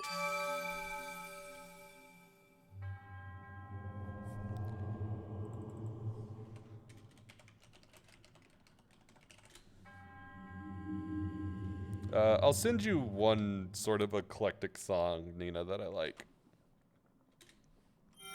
I guess I'll send it to Rocky, too. There you go. You can have some other strange music taste of mine that I quite like. That one's less relax. I don't know. I mean, it's still somewhat relaxing, but it's less relaxing than Peru. It's a little more eclectic with its themes, though. But I really love stuff like this sort of fusion. They call it indigo trap, but like, I don't really know what genre that is. It's just kind of, it's music. I don't know what genre that would be.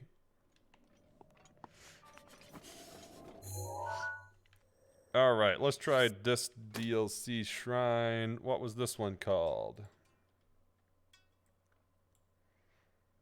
Kihiro Mo.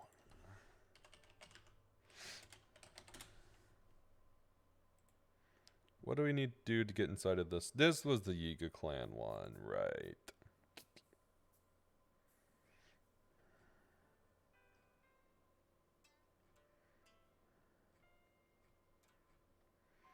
Alright, we'll come back to this one.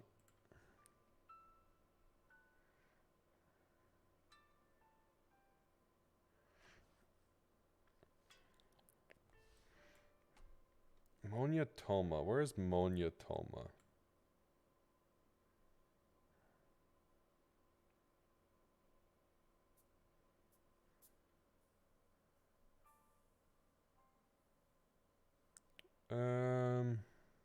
Korsho. I did those. I did Ka Okio. I cleared out most of those. Shorha.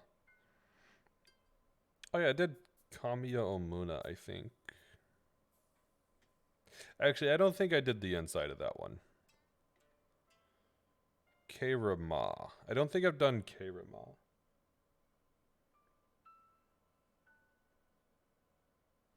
Yeah, let me look up where Monya Toma is.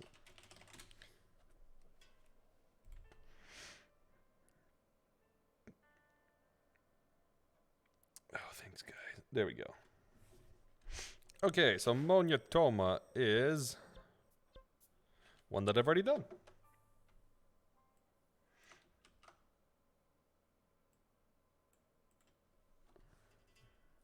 I have no clue when I did that.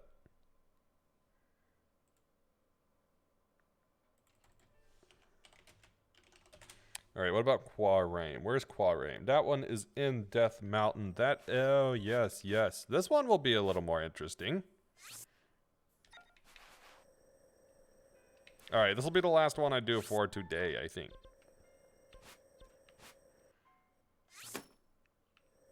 So let's go Elden Tower.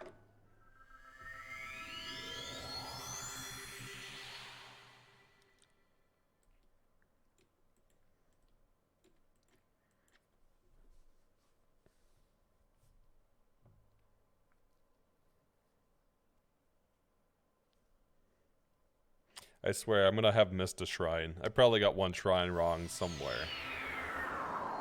I bet whenever I did Monyatoma, I marked something else off instead.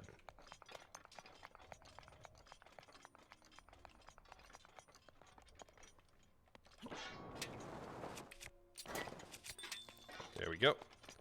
Okay.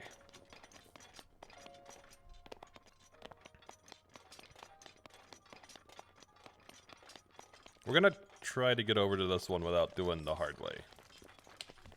Actually, I should look it up. There's one shrine I know you have to do a quest for. I don't think it's this one. I think this one you can just go to.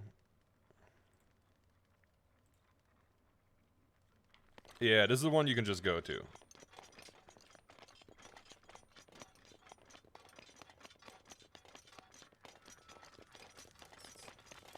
Well, quote unquote, you can just go to it. If I remember, there are some metal crates nearby.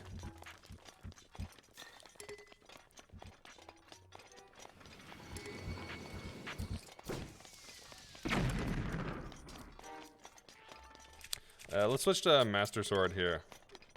So we can, yeah, there's their metal box. Cool, cool.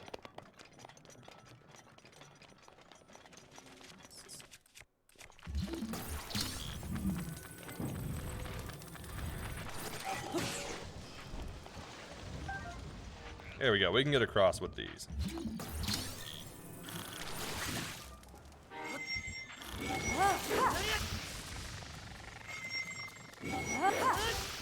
There we go. Now we just gotta safely cross.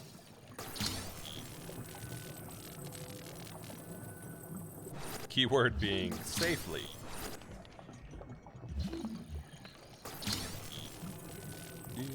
Oh, I wonder.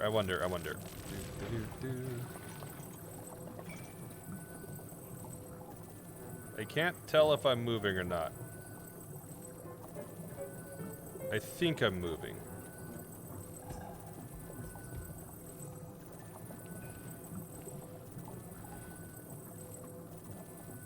Yes, I am moving. I am definitely moving. There we go. It's really hard to tell on moving surfaces like this.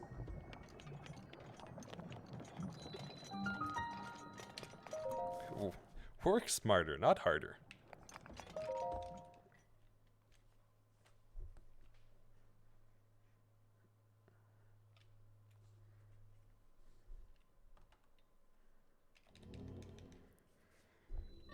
It was actually, none of that was how I intended to get here, but that's okay. We'll take it. We'll take it.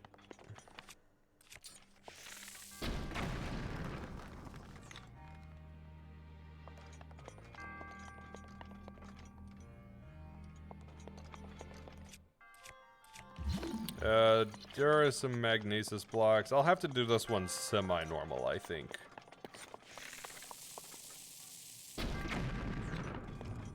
Nah, just kidding. We're not doing this normal. Me? Do a shrine normally? What? Why would I? Okay, fine. Boom. Give me my box.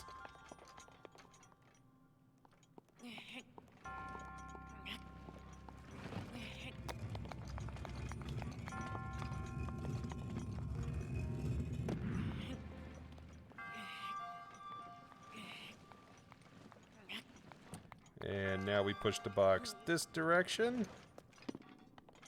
There we go.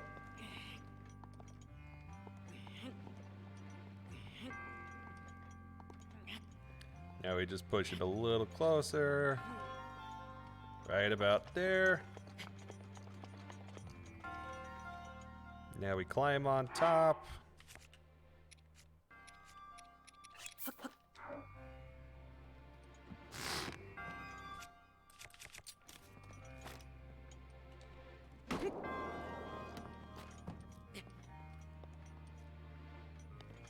Oh, it was right there. It was right there. Please don't break. Please don't break. No. All right, time to reload. We're doing it this way because this is how I feel like doing it.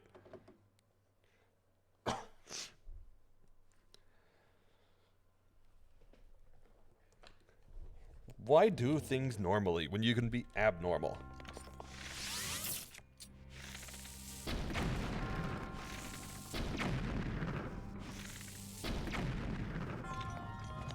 There we go.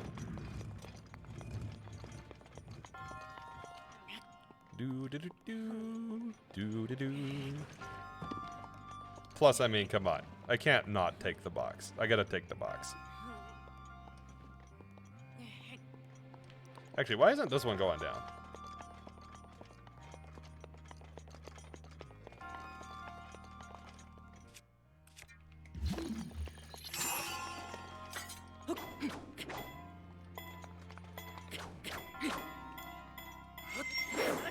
Really? I can't hit it? Okay. There must be something still on that one.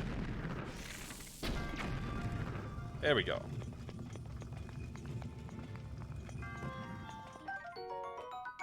Or hey, it's a key. We won't use it. That's what it was. The key was on there, of course.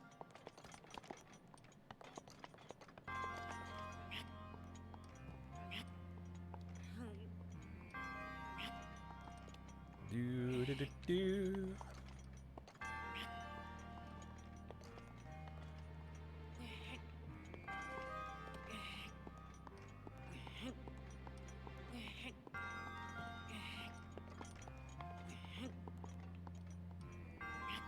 There we go.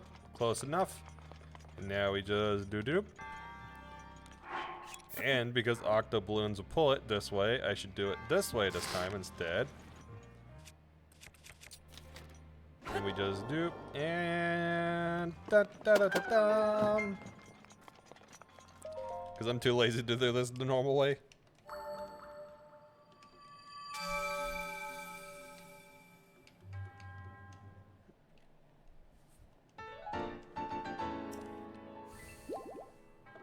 What was this? This was Quadrate.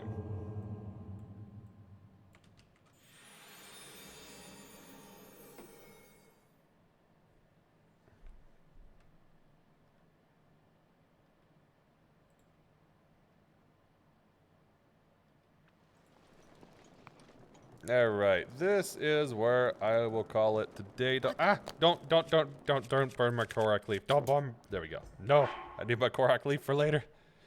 This is where I will call it for today, though, because I need to pick up some groceries that are downstairs, and I will have time tomorrow to stream, so I will continue this tomorrow. We have, how many shrines left? 1, 2, 3, 4, 5, 6, 7, 8, 9, 10, 11, 12, 13, 14, 15, 16, 17, 18, 19, 20, 21, 22. 22 shrines, plus the final Divine Beast. That's it. We're getting pretty close to the end. Some Asian groceries that I got delivered. With various things. Although it's a lot of drinks, if I'm being honest. But we have some other stuff. But we mostly ran out of drinks. Pre-Christmas stream. It will be. We'll maybe hang around in the Heber Mountains tomorrow, so it's snowy. We'll see. Actually, I will need to get up that way for No Raji and stuff anyway, so me wants to see. You wants to see? All right, I'll try to take a picture. It's almost entirely drinks, though. I will let you know ahead of time. I will try to set a picture, though. Let's see who's online. Who is online? 12th Doc is playing Ocarina of Time with some sort of shenanigans. We have a person playing Warframe. We have... What is that? Oh my god, Plastic Duck Sim, of course. Alright, I'm not even surprised. Who do we have?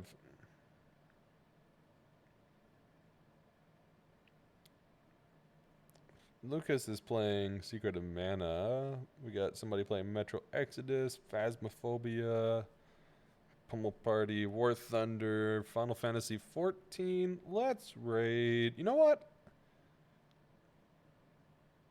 Let's raid 12th Dock. We haven't raided. You know what? No. We'll raid Togo Moose. Yeah, we haven't raided Togo. I don't know if I've ever raided Togo, but we'll raid Togo Moose. Togo Moose is good fun. Togo Moose. They are playing Apex. They are starting soon, though. They're not actually started yet. Shoot. Phasmo. Wait, what is it? I was gone to listen to said 10+ minute song. It's good. Who's playing Phasmo? Adventure Network? We could raid Adventure Network. They're good. Yeah, since Togo hasn't started yet, we'll raid Adventure Network. There we go.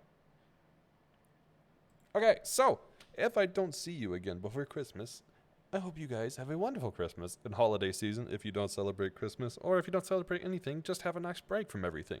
Winter breaks are good.